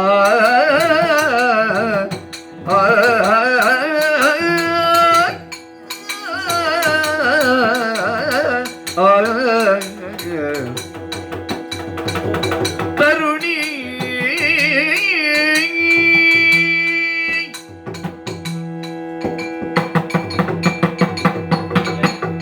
ಯೋಜನಗಂಧಿ ಸ್ವಾಮಿ, ನೀನು ತರುಣಿ. ಹೌದು, ತರುಣಿ ಎನ್ನುವುದು ನಾನು ಯುವತಿ ಎನ್ನುವ ಅರ್ಥದಲ್ಲೆಲ್ಲ. ಹ, ತರುಣ ವಯಸ್ಸಿನವಳು, ಎಳೆಯ ಪ್ರಾಯದವಳು. ಎಳೆಯ ಪ್ರಾಯದ ನಿನಗೆ ಒಂದು ಬಗೆಯದಾದಂತಹ ಅಂಜಿಕೆ. ನಾನಿನ್ನು ಪಿತನ ವಶವರ್ತಿನಿಯಾಗಿದ್ದೇನೆ, ಅವನು ನನ್ನ ಪಾಲಕ, ಅವನೇ ನನ್ನ ನಿಯಾಮಕ, ಅವನೇ ನನಗೆ ವಿವಿಧ ಸಂಸ್ಕಾರಗಳನ್ನು ಕೊಟ್ಟು ಹೀಗೆ ಬದುಕಬೇಕು ಮಗಳೇ ಅಂತ ಹೇಳಿದವನು. ಆದ್ದರಿಂದ ತಾನೇನಾದ್ರೂ ಒಂದು ಹೆಜ್ಜೆ ಮುಂದೆ ಹೋದ್ರೆ ನಾಳೆ ಅವನೇ ಆಕ್ಷೇಪಿಸಿದರೆ ಎನ್ನುವ ಭಯ ನಿನಗೆ. ಭಯ ಅಲ್ಲ, ತಂದೆಗೆ ಕೋಪ ಬಂದ್ರೆ ಅಂತ. ಕೋಪದ ಭಯ ಅಲ್ಲ, ಸಂಸ್ಕಾರ. ಹಿರಿಯರ ಅಧೀನದಲ್ಲಿ ನಾವಿರುವಾಗ ನಾವು ಹಿರಿಯರು ಹೇಳಿದ ಹಾಗೆ ಕೇಳಬೇಕು. ಅಲ್ಲಲ್ಲ, ಅದು ಸರಿಯೇ. ಮತ್ತೆ ಇಂಥ ವಿಷಯಗಳು ಬದುಕಿನಲ್ಲಿ ಗುರು ಹಿರಿಯರಿದ್ದೇ ನಿಶ್ಚಯಿಸಬೇಕು ಅಂತ ಇದೆ. ಹೌದು, ಅದು ಎಲ್ಲವೂ ಹೌದು. ಆದರೆ ಅದರ ಜೊತೆಗೆ ಈಗ ಮದುವೆ ಆಗುವುದರ ಮೊದಲು ಹುಡುಗ ಹುಡುಗಿ ನೋಡುವುದು ಅಂತ ಒಂದು ಶಾಸ್ತ್ರ ಇದೆ, ಇಲ್ಲವೇ ಇಲ್ಲ ಅಂತ ಇಲ್ಲ. ಕ್ಷತ್ರಿಯರಲ್ಲಂತೂ ಅತ್ಯಂತ ಸಾಮಾನ್ಯ. ನೀನಿಲ್ಲಿ ಸಾವಿರಾರು ಮಂದಿಯನ್ನು ನೋಡ್ತಿ, ನೋಡಿದ್ರೆ ನಿನಗೆ ಅಪೇಕ್ಷೆ ಹುಟ್ಟದೇ ಇರಬಹುದು, ಹುಟ್ಟಲೂಬಹುದು. ನಾವು ಅಷ್ಟೇ. ನಮ್ಮ ರಾಜ್ಯದಲ್ಲಿ ನಾನು ಹಸ್ತಿನಾವತಿಗೆ ಸಂಬಂಧಪಟ್ಟವ, ನಾನೊಬ್ಬ ಅರಸ, ಶಂತನು ಅಂತ ನನ್ನ ಹೆಸರು. ಓಹೋ, ನಾನೊಬ್ಬ ರಾಜ್ಯವನ್ನಾಳುವಂತಹ ದೊರೆ. ಮನಸ್ಸು ಮಾಡಿದ್ರೆ ಸೌಂದರ್ಯ ವತಿಯರ ಸರತಿಯ ಸಾಲು ನನ್ನ ಕಣ್ಣ ಮುಂದೆ ಬಂದು ನಿಲ್ಲಬಹುದು. ಹೋ. ಕನ್ಯಾ ಪಿತೃಗಳು ನಾನು ಕೊಡ್ತೇನೆ, ನಾನು ಹೆಣ್ಣು ಕೊಡ್ತೇನೆ, ಆ ಮೂಲಕವಾಗಿ ನಿಮ್ಮ ಮನೆ ತುಂಬುತ್ತೇನೆ, ಅರಮನೆ ತುಂಬುತ್ತೇನೆ ಅಂತ ಹೇಳಿ, ಹ, ಆದ್ರೆ ನಾನಾಗಿ ಮನಸ್ಸು ಮಾಡಲಿಲ್ಲ ಅಷ್ಟೇ. ಹ, ಆದ್ರೆ ನಾನು ಎಂಥವಳನ್ನು ಆಯ್ಕೆ ಮಾಡಬೇಕು? ಎಂಥವಳು ನನ್ನ ಮನೆಯನ್ನು ತುಂಬುವುದಲ್ಲ, ಮನವನ್ನು ತುಂಬುತ್ತಾಳೆ, ಅಂಥವಳನ್ನು ನಾನು ಆರಿಸಿಕೊಳ್ಬೇಕು. ಈಗ ನಿನ್ನನ್ನು ನೋಡಿದಾಗ, ನಿನ್ನ ಮಾತನ್ನು ಆಲಿಸಿದಾಗ ಹ, ನೀನು ಸಂಸ್ಕಾರವತಿ ಅಂತ ಗೊತ್ತಾಯ್ತು. ಹ, ಮತ್ತೆ ಒಂದನೇ ಪ್ರಶ್ನೆಗೆ ನೀನು ಹೇಳದೇ ಇದ್ರೂ ಉತ್ತರ ಸಿಕ್ಕಿತು ನನಗೆ. ಹ, ನೀವು ಅಪ್ಪನಲ್ಲಿ ಕೇಳಿ ಅಂತ. ಹ, ಅದು ಉದ್ದಟತನದ ಉಡಾಫೆಯ ಉತ್ತರ ಅಂತ ನಾನು ಭಾವಿಸುವುದಿಲ್ಲ. ಹ. ಹೆಣ್ಣು ಮಕ್ಕಳು ಹೇಳಬೇಕಾದದ್ದೇ ಹೀಗೆ, ಅಲ್ವೇ? ಅದಲ್ಲದೆ ಓ ಆದೀತು ನನಗೆ ನೀನಲ್ಲ, ಓ ಅವನಾದೀತು ಅಂತ ಹೇಳಿದ್ರೆ ಅವರ ಮೂಗು ಕಿವಿ ಕೊಯ್ಯಬೇಕು ಅಂತ ಒಂದು ಶಾಸ್ತ್ರ ಉಂಟು ನಮ್ಮಲ್ಲಿ. ಹೆಣ್ಣು ತಾನಾಗಿ ಹೋಗಿ ಯಾರೋ ಒಬ್ಬಳನ್ನು ಆಯ್ಕೆ ಮಾಡಿ, ಒಬ್ಬನನ್ನು ಆಯ್ಕೆ ಮಾಡಿ, ಹ, ನೀನೇ ನನ್ನನ್ನು ಮದುವೆ ಆಗಬೇಕು, ನೀಲ್ಲದ್ರೆ ಬಿಡುವುದಿಲ್ಲ ಅಂತ ಹೇಳಿದ್ರೆ ಅಂತವಳ ಮೂಗು ಕಿವಿ ಕೊಯ್ಯಬೇಕು ಅಂತ ಒಂದು ಶಾಸನ ಉಂಟು. ನಿನ್ನನ್ನು ನೋಡಿದಾಗ ನೀನು ಅಂತವಳಲ್ಲ ಅಂತ ಗೊತ್ತಾಯ್ತು. ಹ, ನಿನ್ನ ನಡವಳಿಕೆಯಿಂದ ಬಹಳ ಸಂತುಷ್ಟನಾದೆ ನಾನು. ಹ್ಮ್, ನಿನ್ನ ತಂದೆ ಎಂತಹ ಸಂಸ್ಕಾರವಂತ ಎನ್ನುವುದು ಗೊತ್ತಾಗುವುದು ನಿನ್ನನ್ನು ನೋಡುವಾಗ. ಹ್ಮ್, ಈಗ ಬೀಜದ ಅಕ್ಕಿಯಂತೆ ಅನ್ನ, ಹ, ತಾಯಿಯಂತೆ ಮಗಳು ಅಥವಾ ತಂದೆಯಂತೆ ಮಗಳು ಅಂತ ಇದೊಂದು ಲೋಕೋಕ್ತಿ. ನಿನ್ನನ್ನು ಕಂಡಾಗ ನಿನ್ನನ್ನು ಸಾಕಿದವನೆಂತವನು ಅಂತಲೂ ಗೊತ್ತಾಯ್ತು. ಹ್ಮ್, ನಾನೊಬ್ಬ ರಾಜನಾಗಿ, ಹ್ಮ್, ಒಡವಿಯ ಆಳುವ ಆಣ್ಮನಾಗಿ, ಹ್ಮ್, ಹೊಂತಕಾರಿಯಾಗಿ ಹ್ಮ್, ಇರುವಾಗ ನಿನ್ನನ್ನು ನಾನು ಬಯಸಿ ಅಪೇಕ್ಷಿಸಿ ಹ್ಮ್, ನಿನ್ನನ್ನು ಮದುವೆಯಾಗುವುದಕ್ಕೊಂದು ಪ್ರಸ್ತಾವವನ್ನು ಇಡ್ತೇನೆ ಎನ್ನುವಾಗ ಹ್ಮ್, ನಿನ್ನ ತಂದೆ ಕೋಪಿಸಿಕೊಳ್ತಾನೆ ಎನ್ನುವ ಅನುಮಾನ ಯಾಕೆ? ಹ್ಮ್, ಅದಕ್ಕೆ ಆಸ್ಪದ ಇಲ್ಲ. ಹ, ಮತ್ತೆ ತಂದೆಯ ವಶವರ್ತಿನಿ, ಸರಿ, ನಿನ್ನ ತಂದೆಯನ್ನು ಕೇಳಿದ್ರೆ ಆಯ್ತಲ್ಲ, ಅದಕ್ಕಿಂತ ದೊಡ್ಡ ವಿಷಯ ಇಲ್ಲ. ಈಗ ನಿನ್ನ ಒಪ್ಪಿಗೆ ಉಂಟಾ ಎನ್ನುವುದು ಮುಖ್ಯ ವಿಷಯ. ಸ್ವಾಮಿ, ಏನು?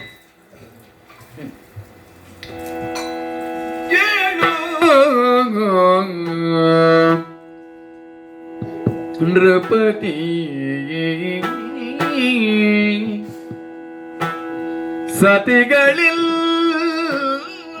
ಸತಿಗಳಿಲ್ಲ ಬಾಲ್ಯದಿ ಪಿತನಾದೀನ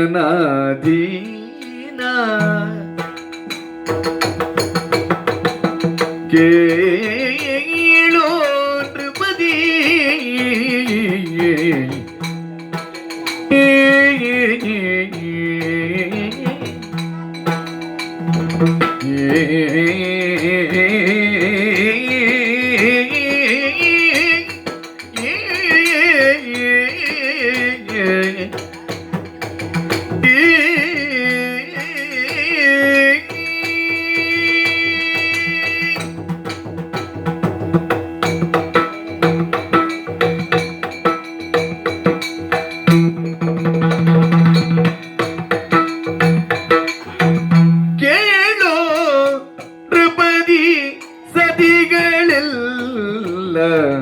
ಬಾಲ್ಯದಿ ಪಿತನಾದೀನ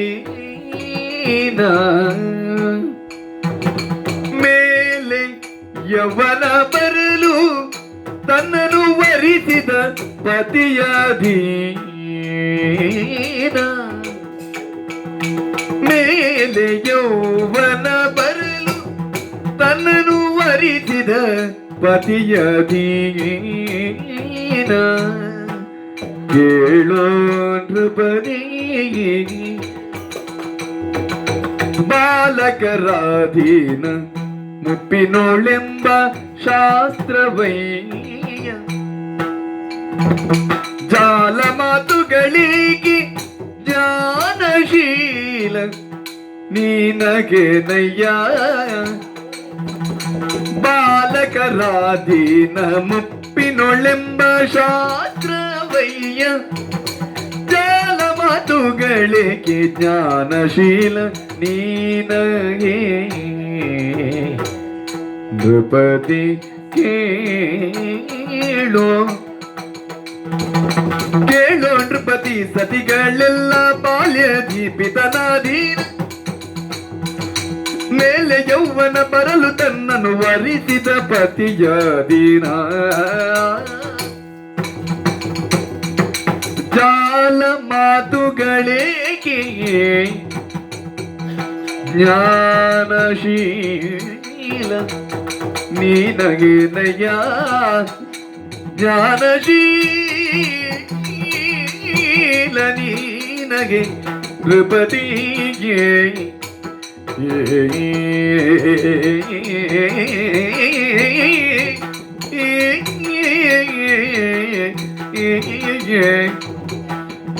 ನೃಪತಿ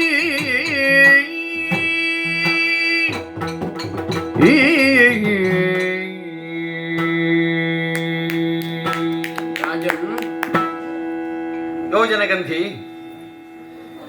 ನೀವು ಹೇಳುವುದೆಲ್ಲ ಸರಿ. ಆ, ವರಿಸುವ ವ್ಯವಹಾರ ಆಗಬೇಕು ಅಂತಿದ್ರೆ ಹ್ಮ್, ಹೆಣ್ಣು ನೋಡುವುದು, ಆ, ಆ ಹೆಣ್ಣು ನೋಡುವುದಕ್ಕೂ ಒಂದು ಕ್ರಮ ಇದೆಯಲ್ಲ. ಹ್ಮ್, ಇದೆ ಇದೆ. ಎಲ್ಲಿಯೋ ದಾರಿಯಲ್ಲಿ ಹೋಗುವಾಗ ಸಿಕ್ಕಿದಾಗ ಹ್ಮ್, ನಿನ್ನಲ್ಲಿ ನನಗೆ ಪ್ರೀತಿ ಆಯಿತು ಆ, ಅಂತ ಹೇಳಿದರೆ ಹ್ಮ್, ಅದಕ್ಕೆ ಹಿರಿಯರ ಒಪ್ಪಿಗೆ ಇಲ್ಲದೆ ಇದ್ರೆ ಹಾಗೇ ಒಪ್ಪಿಕೊಂಡವರು ಹ್ಮ್.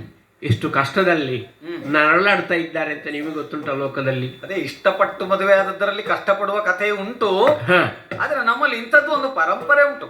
ಜೊತೆಗೆ ಆ, ಅದಕ್ಕೆ ಗಾಂಧರ್ವ ವಿಧಿ ಅಂತ ಹೇಳ್ತಾರೆ. ನಾನು ಸ್ವಲ್ಪ ನಾಗರಿಕತೆ ಕಡಿಮೆ ಇರುವ ಅಂಬಿಕರ ಕೇರಿಯಲ್ಲಿ ಇರುವವಳಾದರೂ ಹಾ ಹಾ ನನ್ನ ಹುಟ್ಟಿನ ಗುಟ್ಟು ಹಾ ಗಟ್ಟಿಯಾಗಿರುವ ಕಾರಣಕ್ಕೆ ಹಾ.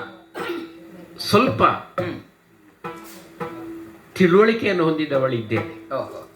ಸಮಾಜಶಾಸ್ತ್ರದ ಸ್ವಲ್ಪ ವಿಷಯಗಳು ನನಗೆ ಗೊತ್ತುಂಟು. ಆ, ಒಂದು ಸಮಾಜದಲ್ಲಿ ಆ, ಮಹಿಳೆ, ಆ. ನಾವು ಮಹಿಳೆಯನ್ನು ಪ್ರಬಲೀಕರಣಗೊಳಿಸಬೇಕು, ಸಬಲೀಕರಣಗೊಳಿಸಬೇಕು ಅಂತ ಹೋರಾಡಿದ್ರು. ನಿಮ್ಮಲ್ಲಿ ಅದು ಉಂಟಾ? ಮಹಿಳೆಯರಿಗೆ ಆ, ಒಂದು ಸ್ಥಾನಮಾನ ಅಂತ ಇದೆ. ಆ, ಆ. ಇದೆಪ್ಪ, ಬಾಲ್ಯದಲ್ಲಿ ನಮ್ಮಲ್ಲಿ ಹೇಳ್ತಾರೆ ಎತ್ರ ನಾರ್ಯಸ್ತು ಪೂಜ್ಯಂತೆ ರಮಂತೆ ತತ್ರ ದೇವತಾ ಅಂತ. ಹಾ, ಅದು ನಿಮ್ಮ ನಾಗರಿಕ ಸಮಾಜ ಹೌದೌದು. ಹಸ್ತಿನಾವತಿಯ. ಹೌದು. ಇಲ್ಲಿ ಹಾಗಲ್ಲ, ಇದೆಲ್ಲದ್ದು ಹಳ್ಳಿ ಕೇರಿ, ಹೌದು. ಅಂಬಿಗರೇ ಜಾಸ್ತಿ ಇರುವುದು. ಆ, ಗಂಡು ಹೆಣ್ಣುಗಳು ಮಾತಾಡುವುದನ್ನು ದೂರದಿಂದ ಕಂಡ್ರೆ ಊರಿಡೀ ಹಬ್ಬಿಕೊಂಡು ಏನೇನೋ ಕಥೆಗಳನ್ನು ಹೇಳುವವರು. ಆ, ಆ, ಈ ರೀತಿಯ ಸಮಾಜದಲ್ಲಿ ಆ, ಮಹಿಳೆಯರು ಬಾಲ್ಯದಲ್ಲಿ ಆ. ಹೆತ್ತವರ ಅಧೀನದಲ್ಲಿರುವುದು. ಓಹೋ. ವಯಸ್ಸಿಗೆ ಬಂದ ಮೇಲೆ, ಆ, ಮದುವೆಯಾದ ಮೇಲೆ ಹ್ಮ್. ವರಿಸಿದವನ ಹ್ಮ್. ಕೈ ಕೆಳಗಿರುವುದು. ಹೌದು, ಅದು ನಮ್ಮಲ್ಲಿ ಒಬ್ರು ಹೇಳಿದ್ದಾರೆ, ಪಿತಾ ರಕ್ಷತಿ ಕೌಮಾರೇ ಭರ್ತಾ ರಕ್ಷತಿ ಯೌವನೇ. ಅದು ಸಂಸ್ಕೃತದಲ್ಲಿ, ನಾವು ಕನ್ನಡದಲ್ಲಿ ಅರ್ಥ ಮಾಡಿಕೊಂಡದ್ದು, ಶಾಸ್ತ್ರ ಅಷ್ಟೇ. ಹೌದಷ್ಟೇ. ವಯಸ್ಸಾದ ಮೇಲೆ ಆ. ಮಕ್ಕಳ ಅಧೀನದಲ್ಲಿ, ಪುತ್ರೋ ರಕ್ಷತಿ ವಾರ್ಧಕ್ಯ. ಅದು ಸರಿ, ನೀನ್ ಹೇಳಿದ್ದೆ ಸರಿ, ನಮ್ಮಲ್ಲಿ ಉಂಟದು ವಿಷಯ. ವಯಸ್ಸಾದ ಮೇಲೆ ಹೌದೌದು. ನಾವು ಮಕ್ಕಳು ಹೇಳಿದ ಹಾಗೆ ಇರಬೇಕು. ಹೌದು. ಮತ್ತೆ ಇದು ನಾನು ಹೀಗೆ ಮಾಡ್ತೇನೆ ಅಂತ ಮಕ್ಕಳಲ್ಲಿ ಹೇಳಿದ್ರೆ ಹಠ ಹಿಡಿಬಾರದು. ಹೌದು. ಈ ಎಲ್ಲ ಶಾಸ್ತ್ರ ನಿಮಗೆ ಗೊತ್ತುಂಟು. ನನ್ನ ಹತ್ರ ಸುಮ್ಮನೆ ನೀವು ಕೆಣಕೋದು. ಅಲ್ಲಲ್ಲ, ನಿನಗೆ ಗೊತ್ತುಂಟು ಅಂತ ನಿಮಗೆ ನಿನಗೆ ಗೊತ್ತಾಗ್ಬೇಕಲ್ಲ. ನಿಮಗೆ ಸೂಚ್ಯವಾಗಿ ನಾನು ಆಗಲೇ ಹೇಳಿದ್ದೇನೆ. ಹಾ, ಯಾಕೆಂದ್ರೆ ನಿಮ್ಮ ಮಟ್ಟಕ್ಕೆ ಹಾ, ಏರಿ ಹಾ. ನಿಮಗೆ ಸಮಾಧಾನ ಹೇಳುವಷ್ಟು ಹಾ. ಗಟ್ಟಿಯಾಗಿ ಮಾತನಾಡುವಷ್ಟು ಶಕ್ತಿ ನನಗಿಲ್ಲ. ಅಲ್ಲ, ಇಬ್ರು ಗಟ್ಟಿ ಮಾತಾಡುವರಾಗಿ ಬಿಟ್ರೆ ಮನೆ ನಡಿಲಿಕ್ಕಿಲ್ಲ. ಒಬ್ರು ಗಟ್ಟಿ ಮಾತಾಡ್ಬೇಕು. ಇದೆಲ್ಲ ವಿಷಯ, ಇದೆಲ್ಲ ವಿಷಯ. ಅಲ್ಲಿರುವ ಮರ ನೋಡು, ಹಾ. ಒಂದು ಗಟ್ಟಿ ಮರ, ಹಾ. ಇನ್ನೊಂದು ಅದರ ಬಳ್ಳಿ, ಅದಕ್ಕೆ ಸುತ್ತಿಕೊಂಡು ಹೋಗಿ. ಸಂಸಾರ ಅಂದ್ರೆ ಅದುವೇ. ಹಾ, ಇಬ್ರು ಗಟ್ಟಿ ಮಾತಾಡಿದ್ರೆ ತುಂಡೆ ಆಗು, ಹ್ಮ್. ಒಬ್ರು ಮೆತ್ತಗಾಗ್ಬೇಕು. ನಿಮ್ಮ ಆಸ್ಥಾನದಲ್ಲಿ ಕವಿಗಳು ಗಟ್ಟಿಯಾಗಿದ್ದಾರೋ ಅಂತ ಆಗುದು ನನಗೆ. ಈ ನಮ್ಮಲ್ಲಿ ಒಂದು ಮಾತು, ಹಾ. ಕವಿ, ಗಮಕಿ, ವಾದಿ, ವಾಗ್ಮಿ, ಹಾ. ಈ 4 ಜನ ಇಲ್ಲದಿದ್ರೆ ಹಾ. ಅದು ಸಭೆ ಅಲ್ಲ ಅಂತ. ಹಾಗಾಗಿ ನಮ್ಮ ಸಭೆಯಲ್ಲಿ ಅವ್ರು ಇರ್ಲೇಬೇಕು. ಅದಕ್ಕೆ ಹಾ. ಈ ವಾಚನದ ಗಾಳಿ, ಹೌದು. ನಿಮಗೆ ದೊಡ್ಡ ಮರ, ಹೌದು. ಅದಕ್ಕೆ ಹಬ್ಬಿಕೊಳ್ಳುವ ಬಳ್ಳಿ, ಹೌದು. ಇದೆಲ್ಲವೂ ನೀವು ಕಾವ್ಯ ರೂಪದಲ್ಲಿ ಕಾಣುತ್ತೀರಿ. ಅದರಲ್ಲೇ ನೀವು ಸಂಸಾರವನ್ನು ಕಾಣುತ್ತೀರಿ. ಪ್ರಪಂಚ ಇರುವುದೇ ಹಾಗೆ. ನಿಮ್ಮನ್ನು ದೊಡ್ಡ ಬಳ್ಳಿ ಅಂತ ಗ್ರಹಿಸಿಕೊಂಡು, ದೊಡ್ಡ ಮರ ಅಂತ ಭಾವಿಸಿಕೊಂಡು, ನಾನು ಬಳ್ಳಿ ಮಾವಿನ ಅಂತ ಮರ ಆಗುತ್ತೇನೆ, ಭಾವಿಸಿಕೊಂಡು, ನೀನೊಂದು ಮಲ್ಲಿಗೆ ಬಳ್ಳಿ ಆಗು ಅಂತ ಹೇಳುದು ನಾನು. ಈ ಕವಿ ಹೃದಯಕ್ಕೆ ನಾನು ಒಪ್ಪಿಕೊಂಡಿದ್ದೇನೆ, ಸರಿ. ಮೆಚ್ಚಿದ್ದೇನೆ. ಆದರೆ ಆದರೆ ಕ್ರಮ ಪ್ರಕಾರವಾಗಿ ಆಗಬೇಕಾದ ಕಾರಣ ಈಗ ಕ್ರಮ ಯಾವ್ದಾಗಬೇಕು ಹೇಳುದು ನೀನು? ಕಂದರನ ಅನುಮತಿ ಬೇಕು. ಅನುಮತಿಯನ್ನು ಕೇಳಬೇಕು. ಸರಿ. ಅದಕ್ಕಾಗಿ ನನ್ನ ಕಂದರ ಎಲ್ಲಿದ್ದಾನೆ? ಹಾ. ಇಲ್ಲೇ ಹತ್ತಿರದಲ್ಲಿದ್ದಾವ. ಹೋಗೋಣ. ಎಲ್ಲಿಗನು ತವ ಪಿತನು ಸಕಲ ಗುಣಶೀಲೆ, ಎಲ್ಲ ಸಂಪದ ನಿನ್ನಾಧೀನಗಳು ಕೇಳೆ. ಸಲ್ಲಿಸೆನ್ನಯ ಭೀಷ್ಟ ವೇಗದಿಂಬಾಲೆ, ನಲ್ಲ ಎನ್ನಳು ಮನವನ್ನಿಟ್ಟು ನೀ ಪೇಳೆ. ಬಹಳ ಸಂತೋಷ ಆಯ್ತು. ಹೆಣ್ಣು ಮಕ್ಕಳು ನೇರವಾಗಿ ತಮ್ಮ ಅಭಿಪ್ರಾಯವನ್ನು ಹೇಳುವುದಂತ ಇಲ್ಲವೇ ಇಲ್ಲ. ಹಾ. ಪರ್ಯಾಯವಾಗಿ ಸೂಚಿಸುವುದಷ್ಟೇ. ಮನಸ್ಸುಂಟು, ಆದ್ರೆ ಅಪ್ಪನಲ್ಲಿ ಕೇಳಿ ಅಂತ. ಅಪ್ಪನಲ್ಲಿ ಕೇಳಿದ್ರೆ ಅರ್ಥ ಏನು? ನನಗೆ ಮನಸ್ಸುಂಟು ಅಂತ. ಆ ಬಿಟ್ಟ ಸ್ಥಳವನ್ನ ನಾವು ತುಂಬಿಸಿದ್ರೆ ಆಯ್ತಷ್ಟೇ. ನನಗೆ ಗೊತ್ತಾಯ್ತು ನಿನ್ನ ಮನಸ್ಸು. ಕಂದರನಲ್ಲಿ ಕೇಳಿದ್ರೆ, ದಾಸರಾಜನಲ್ಲಿ ಕೇಳಿದ್ರೆ ನಿನ್ನ ಒಪ್ಪಿಗೆ ಉಂಟಲ್ಲ, ಹಾಗಾದ್ರೆ ತಡೆ ಯಾಕೆ? ಆ ಮಾಳಿಗೆ ಮನೆ ಇರುವಲ್ಲಿಗೆ ಹೋಗುವ. ಇಲ್ಲ, ಅವನು ಇಲ್ಲೇ ಪಕ್ಕದಲ್ಲಿ ದೋಣಿಯನ್ನು ಆಚೆ ದಡಕ್ಕೆ ತಗೊಂಡು ಹೋದ. ಕರಿ ನೋಡುವ. ಈಚೆ ಆ ಜನವರನ್ನಲ್ಲಿ ಬಿಟ್ಟು ಈ ದಡಕ್ಕೆ ಈಗ ಬರುವ. ಬರಲಿ ಬರಲಿ ಬರಲಿ ಬರಲಿ. ತಡವಿಲ್ಲದೆ ಬೇಗ ಕೊಯ್ಕು, ಆಚೆ ತಡೆಯೊಳಿಬ್ಬರ ಗಂಡು ಬರುಕು.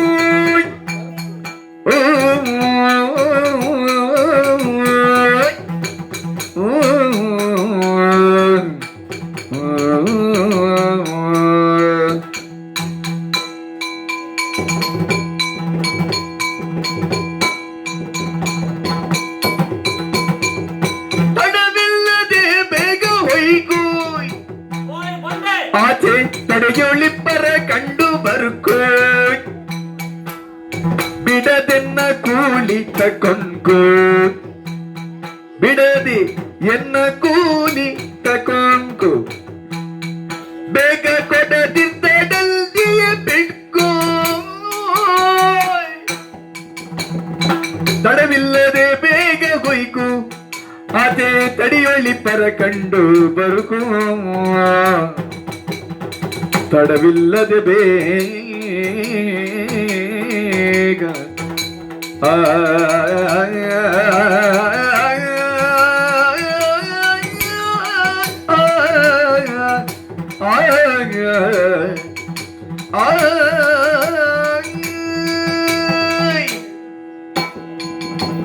ತಡವಿಲ್ಲದೆ ಬೇಗ ಹೊಯ್ಕು. ಬಂದ ಬಂದ ನಿಲ್ಲಿ. ಯಾರಂತ ಗೊತ್ತಾಗಿಲ್ವ? ಯಾರು? ಅಯ್ಯೋ, ಎಲ್ಲರಿಗೂ ಗೊತ್ತಿದೆ ನಾನು ಯಾರು ಅಂತ. ಹೌದಾ? ನಾನು ಯಾರಪ್ಪ? ಹರಿಯ ವೃತ್ತಿ ಬಾಂಧವ. ಗೊತ್ತಿಲ್ವಾ? ಇಲ್ಲಪ್ಪ. ಹರಿ ನಾರಾಯಣ ಇದ್ದಾನಲ್ಲ, ಹೌದು. ದೇವರು, ಅವರಂತೆ ನಾವು ಸಂಬಂಧಿಯ? ಹೌದು. ಏನು? ವೃತ್ತಿಯಲ್ಲಿ ಸಂಬಂಧ. ಹಾಗೆ ನಾವು ಅಮ್ಮಿಗರು. ದೋಣಿಯನ್ನು ನಡೆಸುವವರು ಆ ಹರಿಯನ್ನು ಮಾಡ್ತಾನೆ. ಜೀವನದ ಪಯಣದಲ್ಲಿ ದಾಟಿಸುವವರಲ್ವಾ ಹಾಗೆ ಅಂಬಿಗ. ನಾವು ಒಬ್ಬ ಪಯಣಿಗ, ಅವನಿಗೆ ಎದುರಾಗುವಂತಹ ನದಿಯ ತಟವನ್ನು ದಾಟಿಸುವ. ಹಾಗಾಗಿ ವೃತ್ತಿ ಬಾಂಧವರು ನಾವು. ಹೌದೌದು. ಅಷ್ಟೇ ಅಲ್ಲ, ನಾವು ಆ ಅಂಬಿಕೆಯ ವರಪ್ರಸಾದಿತರು. ಹೌದಾ? ಹಾಗಾಗಿ ನಮ್ಮನ್ನು ಅಂಬಿಗರು ಅಂತೇಳಿ ಕರೀತಾರೆ. ಹಾಗೆ ಒಂದು ಕಾಲ ಇತ್ತಂತೆ, ಏನನ್ನು? ಸಮುದ್ರದಲ್ಲಿ ಮೀನುಗಳೇ ತುಂಬಿ ಸಮುದ್ರದ ನೀರೆಲ್ಲ ಬರಿದಾಯ್ತಂತೆ. ಆವಾಗ ಲೋಕದ ಜನರೆಲ್ಲ ಬೇಡಿಕೊಂಡ್ರಂತೆ, ಸಮುದ್ರದಲ್ಲಿ ನೀರು ಬೇಕು ನೀರು ಬೇಕು ಎಂಬುದಾಗಿ. ಅಷ್ಟಾಗುವಾಗ ಪ್ರತ್ಯಕ್ಷರಾದಂತಹ ಅಂಬಿಕೆ ನಮ್ಮನ್ನು ಕರೆದು ಹೇಳಿದ್ರಂತೆ, ಏನು? ಭಕ್ತರೇ, ನಿಮಗೊಂದು ವೃತ್ತಿ ಬೇಕು ಅಂತೇಳಿ ಕೇಳ್ತಾ ಇದ್ರಿ, ಅಂತಹ ವೃತ್ತಿಯನ್ನು ನಾನು ಕೊಡುತ್ತೇನೆ. ಈ ಲೋಕವನ್ನು ಕಾಪಾಡುವಂತಹ ವೃತ್ತಿ. ಏನಮ್ಮ ಅಂತೇಳಿ ಕೇಳಿದೆವು ನಾವು. ಏನಿಲ್ಲ, ಇದೋ ತೆಗೆದುಕೊಳ್ಳಿ. ಕೊಟ್ಟಲ್ಲ ಒಂದು ಬಲೆಯನ್ನು. ಹೌದಾ? ಹೋಗಿ ಸಮುದ್ರದಲ್ಲಿ ತುಂಬಿದಂತಹ ಮೀನುಗಳನ್ನೆಲ್ಲ ಹಿಡಿಯಿರಿ. ಅವುಗಳು ಕುಡಿದಂತಹ ನೀರುಗಳೆಲ್ಲ ಚೆಲ್ಲಿ ಸಮುದ್ರ ಭರ್ತಿ ಆಗ್ತದೆ ನೀರಿನಿಂದ. ನಿಮ್ಮ ವೃತ್ತಿಯೂ ನಡೀತದೆ. ಅಂದಿನಿಂದ ನಮಗೆ ಅಂಬಿಗರು ಅಂತ ಕರೆದ. ಅಂಬಿಕೆಯ ವರಪ್ರಸಾದಿ. ಅಷ್ಟೇ ಅಲ್ಲ ಸ್ವಾಮಿ, ನಮ್ಮನ್ನು ಹೀಯಾಳಿಸುವುದು. ಏನಂತ? ಮೊಗೇರು ಮೊಗೇರು ಅಂತ ಹೇಳಿ ಸುಮ್ಮನೆ ಹೀಯಾಳಿಸುವುದು. ಸರಿಯಾದಂತ ಪಥ ಗೊತ್ತುಂಟ ಅವರಿಗೆ. ಮುಖವೀರರು, ಮೊಗವೀರರು. ಏನದು? ಹಿಂಬದಿಯಿಂದ ನಾವು ಬಂದು ಯುದ್ಧ ಮಾಡುವವರಲ್ಲ. ಮುಖಕ್ಕೆ ಮುಖ ಕೊಟ್ಟು ಯಾರಿಗಾದ್ರೂ ಕಷ್ಟ ಬಂದಿದ್ರೆ ಹೋರಾಡುವವರು ನಾವು. ಏನೇ ಕಷ್ಟ ಬರಲಿ ನಮ್ಮನ್ನು ಕರೀತಾರೆ ಮೊಗವೀರರು. ಅದು ತಮಾಷೆಗೆಲ್ಲ ಮೊಗವೀರರು. ಇನ್ನೂ ಒಂದು ಹೆಸರಿದೆ ಸ್ವಾಮಿ, ಖಾರ್ವಿ ಅಂತ ಹೇಳಿ. ನಮ್ಮಿಂದಲ್ಲ, ನಮ್ಮ ಹೆಂಗಸರಿಂದ ಬಂದ. ಹೌದಾ? ಯಾಕೆ ಗೊತ್ತುಂಟ? ಯಾಕೆ? ವ್ಯಾಪಾರಕ್ಕೆ ಬೇಕಾಗಿ ನಾವು ಮಾಡಿಕೊಂಡ ವ್ಯವಸ್ಥೆ. ನಾವು ಕಳಿಸುದು ನಮ್ಮ ಹೆಂಗಸರು ಬಾರಿ ಚಂದ, ಬಾರಿ ಪರಿಮಳ ಬರುದು. ಹಾಗಾಗಿ ವ್ಯಾಪಾರಕ್ಕೆ ಕಳಿಸುವುದು ಅವರನ್ನು. ಹಾಗೆ ಅಷ್ಟಾಗುವಾಗ ಯುವಕರೆಲ್ಲ ಬರುವುದು ಅವರಕ್ಕೆ ಬರ್ತಾರೆ. ಮೀನನ್ನು ತೆಗೆದುಕೊಳ್ತಾರೆ, ಸ್ವಲ್ಪ ಛೇಡಿಸ್ತಾರೆ. ಛೇಡಿಸುವಾಗ ನಮ್ಮ ಹೆಂಗಸರ ಬುಟ್ಟಿಯಲ್ಲಿ ಏನುಂಟು ಗೊತ್ತುಂಟ? ಏನುಂಟು? ಹಾವು ಮೀನಿದೆ. ಆ ಹಾವು ಮೀನನ್ನು ಎಳೆದುಕೊಂಡು ಅಷ್ಟೇ ಅಲ್ಲದೆ ಕೋಪದಿಂದ ನೋಡು, ಖಾರವಾಗಿ ಖಾರವಾಗಿ ಮಾತಾಡು. ಹಾಗೆ ಕಾರ್ವಿಗಳು ನಮ್ಮ ಹೆಂಗಸರು ಸ್ವಲ್ಪ ಖಾರವಾಗಿ ಮಾತಾಡು. ಹಾಗೆ ಹಾಗಾಗಿ ಖಾರವಾಗಿ ಮಾತಾಡಿ ಮಾತಾಡಿ ನಮಗೆ ಹೆಸರು ಖಾರ್ವಿ ಅಂತ ಹೇಳಿ ಬಂತು. ಹೀಗೆಲ್ಲ ನಮಗೆ ಹೆಸರು. ನನಗೂ ತುಂಬಾ ಹೆಸರು ಉಂಟು ಸ್ವಾಮಿ. ಹೌದಾ? ಅದು ಹಾಗೆ ಹೇಳಿದ್ದು ಜಾತಿಯ ಹೆಸರು. ನನಗೂ ಹೆಸರು ತುಂಬಾ ಇದೆ. ಹೇಗೆ? ಬೆಸ್ತಾಧಿಪ, ದಾಶರಾಜ, ಓಕೆ. ಕಂಧರ, ಓಹೋ. ಇನ್ನೊಂದು ಹೆಸರು ಇದೆ. ಮತ್ತೇನಿದೆ? ಇಂದ್ರನ ಒಂದು ಕುದುರೆ ಹೆಸರು ಸಹ ನನಗೆ ಉಂಟು, ಉಚ್ಚೈಶ್ರವಸ್ ಅಂತೆ. ಹೌದಾ? ಅವನೇ ಕರೆಯುವುದಿಲ್ಲ, ಹೀಗೆ ಸುಮ್ಮನೆ ಹೇಳುದು. ಇಂದ್ರನ ಹೆಸರು ಎಲ್ಲ ಇಂದ್ರನ ವಸ್ತುಗಳ ಹೆಸರು ಹೇಳಿದ್ರೆ ಸ್ವಲ್ಪ ನಮ್ಮ ಘನಸ್ಥಿಗೆ ಜಾಸ್ತಿ ಆಗ್ತದೆ ನೋಡಿ. ಹಾಗಾಗಿ ಉಚ್ಚೈಶ್ರವಸ್ಸು ಅಂತ ಹೇಳಿದ್ರು ಸಹ ಹೆಸರು. ಹೀಗೆ ಇನ್ನೂ ಒಂದು ಸ್ವಾಮಿ, ಏನಾಯ್ತು ಇವತ್ತು ನಾನು ಕರೆದುಕೊಂಡು ಬರ್ಲಿಕ್ಕೆ ದೋಣಿ ತೆಗೆದುಕೊಂಡು ನಾನು ಹೋಗ್ಲಿಲ್ಲ, ನನ್ನ ಮಗಳನ್ನು ಕಳಿಸಿದ್ದು. ಕಾರಣ ಏನು ಗೊತ್ತುಂಟ? ಏನು? ಗಣೇಶ ನಿಲಯದಲ್ಲಿ ಏನೋ ಪೂಜೆ ಅಂತ. ಹಾಗೆ ಎಲ್ಲ ಬ್ರಾಹ್ಮಣ ವಟುಗಳೆಲ್ಲ ಬರುದು. ಅವರು ದೋಣಿಯಲ್ಲಿ ಕೂತ್ರೆ ಹಣ ಕೊಡ್ತಾರೆ. ಅವರಿಗೆ ಹಣ ತೆಗೆದುಕೊಳ್ಳುದು ಬಿಟ್ಟು ಹಣ ಕೊಳ್ಳಿ ಗೊತ್ತುಂಟ ಅವರಿಗೆ.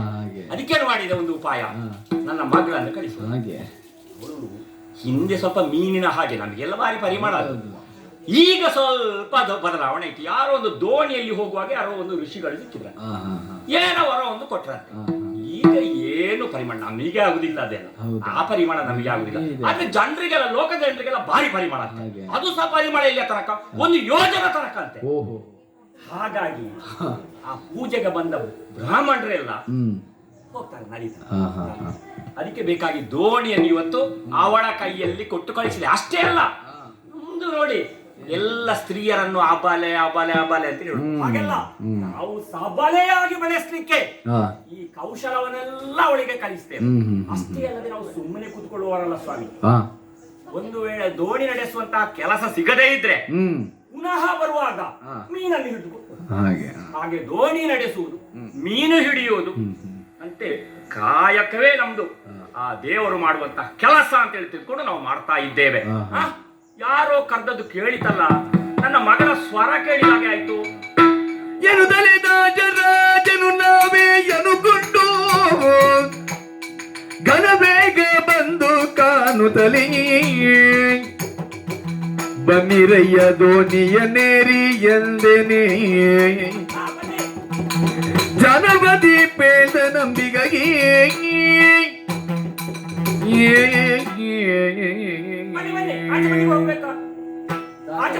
ದಾಡಿಸ್ಬೇಕಾ? ಹೌದು, ಬದಿ ನಮ್ಮದು ಬದಲಾಗಬೇಕು. ಆದ್ರೆ ಅದರ ಮೊದಲು ಒಂದಿಷ್ಟು ಮಾತಾಡಬೇಕು. ನಾವು ಆಚೆ ಈಚೆ ಮಾಡುವವರು. ಹೌದಾ? ನಮಗೆ ಆಚೆ ಈಚೆ ಮಾಡುವವರು ಸಾಕಾಗುದಿಲ್ಲ, ಮತ್ತೆ ಆಚೆ ಈಚೆ ಮಾಡಿ ಯಾವ್ದಾದ್ರು ಒಂದು ಬದಿಗೆ ನಮ್ಮನ್ನು ಸೇರಿಸುವವರು ಬೇಕು. ಅಲ್ಲ, ಹೋದ ದಾರಿಗೆ ಮತ್ತೆ ನಾವು ಸುಂಕ ತೆಗೆದುಕೊಳ್ಳುವುದಿಲ್ಲ. ಈ ಬಂದ ದಾರಿಗೆ ಸುಂಕವಿಲ್ಲ ಎಂಬಂತ ಪದ ಸುರದೇ ನಮ್ಮಿಂದ. ಹೋದ ದಾರಿಗೆ ಒಂದೇ ಒಂದೇ ಬದಿಗೆ ಸುಂಕ ಕೊಡುವುದಕ್ಕೆ ಇದ್ದರೂ ಪ್ರಯೋಜನ ಉಂಟು ಅಂತಾದ್ರೆ ನಾವು ಆ ದಾರಿಯಲ್ಲಿ ಹೋಗ್ತೇವೆ. ಸುಂಕ ಇಲ್ಲ ಎನ್ನುವ ಕಾರಣಕ್ಕೆ ಬೇಡದ ದಾರಿಯಲ್ಲೆಲ್ಲ ಹೋಗ್ಲಿಕ್ಕಿಲ್ಲ. ಕೆಲವರು ಹಾಗೆ ಮಾಡುವವರಿದ್ದಾರೆ. ಬಂದ ದಾರಿಗೆ ಸುಂಕವಿಲ್ಲ, ಏನು ಪ್ರಯೋಜನ ಇಲ್ಲ ಅಂತ ಹೇಳ್ಕೊಂಡು ಹೋಗುವ. ನಾವು ಪ್ರಯೋಜನ ಇದ್ದೇ ಕೆಲಸ ಮಾಡು. ಹಾಗಾಗಿ ನನಗೆ ಸ್ವಲ್ಪ ಮಾತಾಡ್ಲಿಕ್ಕೆ ಉಂಟು ನನ್ನಲ್ಲಿ. ನೀನು ದೋಣಿಯನ್ನು ಹೊಟ್ಟನ್ನು ಬದಿಯಲ್ಲಿ ಸ್ವಲ್ಪ ಈ ಬಂಡೆ ಹತ್ತಿರಕ್ಕೆ ಬಾ. ಅಲ್ಲ, ಬನ್ನಿ, ನನ್ನ ಮನೆ ನೋಡಿ ಅಲ್ಲಿ ಎತ್ತರದಲ್ಲಿ ಕಾಣ್ತಾ ಇದೆ.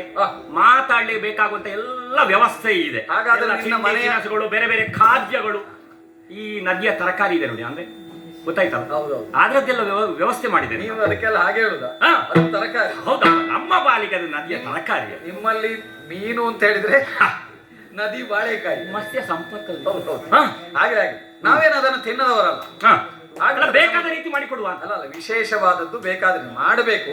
ಆದ್ರೆ ನಮ್ಮಲ್ಲಿ ಊಟ ಮಾಡುವುದಕ್ಕಿಂತ ಮೊದಲು ಸ್ವಲ್ಪ ಮಾತನಾಡ್ಲಿಕ್ಕೆ ಉಂಟು. ಈಗ ಮಾತು ಸರಿಯಾಯ್ತು ಅಂತಾದ್ರೆ ಆಮೇಲೆ ಮತ್ತೆ ಊಟ ಎಲ್ಲ ಮಾಡುವ. ಓಹೋ, ನಮ್ಮ ವ್ಯವಹಾರ ಮುಗಿಯದೆ ನಾವು ಊಟ ಮಾಡ್ಲಿಕ್ಕಿಲ್ಲ. ಆದ್ರೂ ಬಂದಂತ ಅತಿಥಿಗಳಿಗೆ ಒಂದು ಕುಳಿತುಕೊಳ್ಳುವಂತ ಆಸನದ ವ್ಯವಸ್ಥೆ ಮನೆಗೆ ಬೇಡ ಹೋಗುದು ಅಂತ ಹೇಳಿದ್ರಿ. ಹಾಗಾಗಿ ಎತ್ತರದ ಒಂದು ಕಲ್ಲು ಇದೆ ಬಂಡೆ ನದಿಯ ಬದಿಯಲ್ಲಿ. ಸ್ವಾಮಿ, ಇದು ಅದನ್ನು ಶುಚಿಗೊಳಿಸಿದ್ದೆ. ಇಲ್ಲೇ ಆಸೀನರಾಗಬೇಕು. ಸಂತೋಷ. ಬಂದಂತ ಕಾರಣ ಕೇಳ್ಬೇಕು. ಬರುವವರೆಲ್ಲ ನಿನ್ನೋಳು ಮಾತನಾಡುವರೆ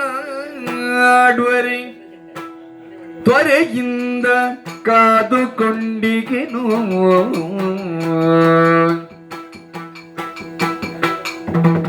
ಕರಿಪುರದ ರಸ ಶಂತನು ಎನ್ನ ಪೆಸರುಗೆ ಕರಿಪುರದ ರಸ ಶಂತನು ಎನ್ನ ಪೆಸರುಗೆ ತರಳೆಯ ನೀಯಬೇಕೆನಗೆ ತರಳೆಯ ನೀಯಬೇಕು ಎನಗೆ ಕರಿಪುರದ ರಸ ಶಂತನು ಎನ್ನ ಪೆಸರುಗಿ ತರಳೆಯ ನೀಯಬೇಕು ಎನಗೆ ಬರುವವರಲ್ಲ ನಿನ್ನೊಳ್ ಮಾತನಾಡುವುದು ಓ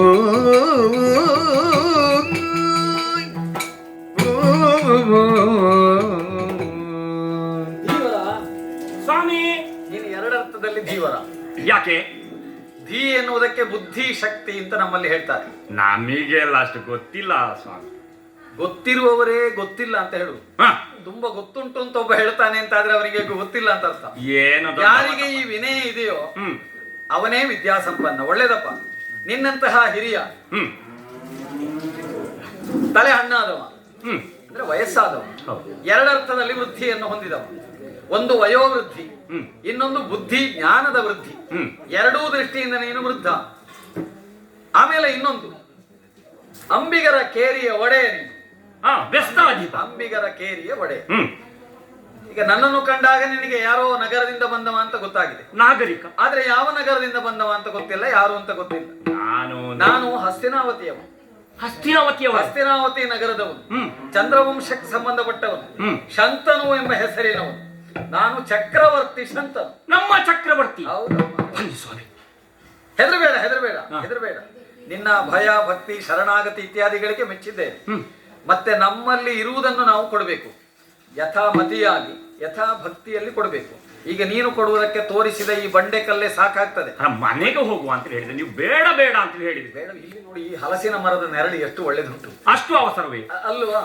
ಮನೆಯಲ್ಲಿಯೇ ಕೆಲವೊಮ್ಮೆ ಮನಸ್ಸು ಒಳ್ಳೇದಿದ್ರೆ ಮನೆ ಒಳ್ಳೇದು, ಅಲ್ಲದಿದ್ರೆ ನಾವು ಹೊರಗೆ ಇರುವುದು ಒಳ್ಳೇದು. ಅಲ್ಲ, ನಾವು ಹೆಚ್ಚಾಗಿ ನದಿಯಲ್ಲೇ ಇರುವುದು ಅಲ್ವಾ? ಮನಸ್ಸು ತಂಪಾಗಿರಲಿ, ಮೈಯೂ ತಂಪಾಗಿರಲಿ. ಈ ವೃಕ್ಷ ಆದೀತು, ಈ ವೃಕ್ಷ ಮೂಲ ಆದೀತು, ಇರ್ಲಿ, ಅದಲ್ಲ ವಿಷಯ. ನಾನು ಇಲ್ಲಿ ಬರುವುದಕ್ಕೆ ಕಾರಣ ಏನು ಕಾರಣ? ನಿನ್ನ ಮಗಳನ್ನು ನಾನು ನೋಡಿದ್ದೆ. ಮಗಳು ಜೊತೆಗೆ ಇದ್ದಾಳೆ. ಹೌದು, ನೋಡಿದ್ದೆ. ನಿನ್ನನ್ನು ನೋಡುವುದಕ್ಕಿಂತ ಮೊದಲು ಅವಳನ್ನು ನೋಡಿದ್ದೆ. ಅವಳನ್ನು ನೋಡುವುದಕ್ಕಿಂತ ಮೊದಲು ಅವಳ ತನುಗಂಧವನ್ನು ಪರೀಕ್ಷಿಸಿದೆ. ಅದು ಒಂದು ಯೋಜನ ತನಕ ಬರ್ತದೆ. ಹೌದು, ಯಾಕೆಂದ್ರೆ ನಿನ್ನ ಹತ್ತಿರ ಬರುವಾಗಲೇ ನನಗೆ ಒಂದು ವಾಸನೆ ಬರ್ತದೆ. ಅಲ್ಲ, ವಾಸನೆ ಬರ್ತದೆ ಅಂದ್ರೆ ದುರ್ವಾಸನೆ ಅಂತ ಹೇಳಿದ್ದಲ್ಲ ನಾನು. ನಿನ್ನ ಜೊತೆಗೆ ನಿನ್ನವರೆಲ್ಲ ಇದ್ದರಲ್ಲ, ಅವರು ಬಂದಾಗಲೂ ಅದೇ ವಾಸನೆ ಬರ್ತದೆ. ನಿನ್ನ ಹಿಮ್ಮೇಳದವರು ಹೌದು, ಒಳ್ಳೆ ಗಂಧಯುಕ್ತವಾಗಿಯೇ ಇದ್ದಾರೆ, ಮತ್ಸ್ಯ ಗಂಧಯುಕ್ತವಾಗಿ ಇದ್ದಾರೆ, ಒಳಕಲ್ಲ. ಅಲ್ಲ, ಹಿಂದೆ ಹಾಗೆ ಅವಳಿಗೆ ಹೆಸರು. ನಮಗೆ ಗೊತ್ತುಂಟು, ನಮಗೇನು ಮತ್ಸ್ಯ ಹೊರತಲ್ಲ. ನಾವು ಮತ್ಸ್ಯವನ್ನು ತಿನ್ನುವರೆ, ತಿನ್ನದವರೇನು ಅಲ್ಲ. ನಮ್ಗದು ವಾಸನೆ ಅಲ್ಲ. ಅದೇ ಬೇರೆ ಬೇರೆ ಖಾದ್ಯ ಮಾಡಿ ಕೊಡ್ತೇನೆ. ಇನ್ನೂ ಒಂದು ಉಂಟು, ನಮ್ಮ ಗುರುಗಳು ಹೇಳಿದ್ದಾರೆ, ವಾಸನೆ ಎನ್ನುವುದು ಒಂದು ಶಬ್ದ. ಅದನ್ನು ಒಳ್ಳೆ ಅರ್ಥದಲ್ಲಿ ಉಪಯೋಗಿಸಿದ್ರೆ ಸುವಾಸನೆ. ದುರ್ವಾಸನೆಯೋ ಸುವಾಸನೆಯೋ ಅಂತ. ಕೆಲವರಿಗೆ ಹಾಲು ಕೆಡುಕು ಅಂತ ಕಾಣ್ತದೆ. ಹಾಲು ಕುಡಿತೀಯೋ ಮಗ ಅಂತ ಕೇಳಿ, ಹಾಲ ನನಗೆ ಬೇಡ ಅಂತ. ನಮ್ಮಲ್ಲಿ ಕೆಲವು ವರ್ಗದವರಿದ್ದಾರೆ, ನಮ್ಮ ಸೈನಿಕರೆಲ್ಲ ಕೆಲವರಿದ್ದಾರೆ. ಅವರಿಗೆ ನಿಮಗೇನಾದ್ರು ಸ್ವಲ್ಪ ಮದ್ಯ ತಗೊಳ್ತೀರೋ ಅಂತ ಕೇಳಿದ್ರೆ, ಇನ್ನೂ ಇರ್ಲಿ ಮತ್ತು ಇರ್ಲಿ ಅಂತ ಹೇಳ್ತಾರೆ. ಅವರು ಹಾಲು ಕುಡಿಯುವುದಿಲ್ಲ. ಇಲ್ಲ ಅಂದ್ರೆ ನಮಗೆ ಯಾವುದು ಇಷ್ಟವೋ ಅದು ನಮಗೆ ಒಳ್ಳೇದು. ಈಗ ವಾಸನೆಯೂ ಅಷ್ಟೇ. ಈಗ ನಿಮಗೆ ಮತ್ಸ್ಯದ ವಾಸನೆ ಒಳ್ಳೇದು, ಅದು ಸುವಾಸನೆ. ಮತ್ಸ್ಯವನ್ನು ಇಷ್ಟಪಡದವರಿಗೆ ಅದು ದುರ್ವಾಸನೆ. ಹಾಗಾಗಿ ಅದು ಮುಖ್ಯ ಅಲ್ಲ. ನಿಮಗಿಂತ, ನಾನು ಹೇಳಲಿಕ್ಕೆ ಹೊರಟದ್ದು ಅದನ್ನಲ್ಲ, ನಿಮಗಿಂತ ವಿಭಿನ್ನವಾದ ಒಂದು ಸುಗಂಧ ಅದು ಇಲ್ಲಿಗೆ ಹೊಂದಾಣಿಕೆ ಅಲ್ಲ. ಅದು ನಿಜವಾಗಿ ನಗರದಲ್ಲಿದ್ರೆ ಎಷ್ಟು ಶೋಭಾಯಮಾನವಾಗಿರ್ತಿತ್ತು. ಅದೇ ನಾಗರಿಕರು ಬರುವವರೆಲ್ಲ ಎಷ್ಟು ಪರಿಮಳಪ್ಪ ಅಂತ ಹೇಳ್ತಾರೆ ಅಲ್ವಾ? ಹಾಗಾಗಿಯೇ ನಾನು ಅದರಿಂದ ಆಕರ್ಷಿತನಾದದ್ದು.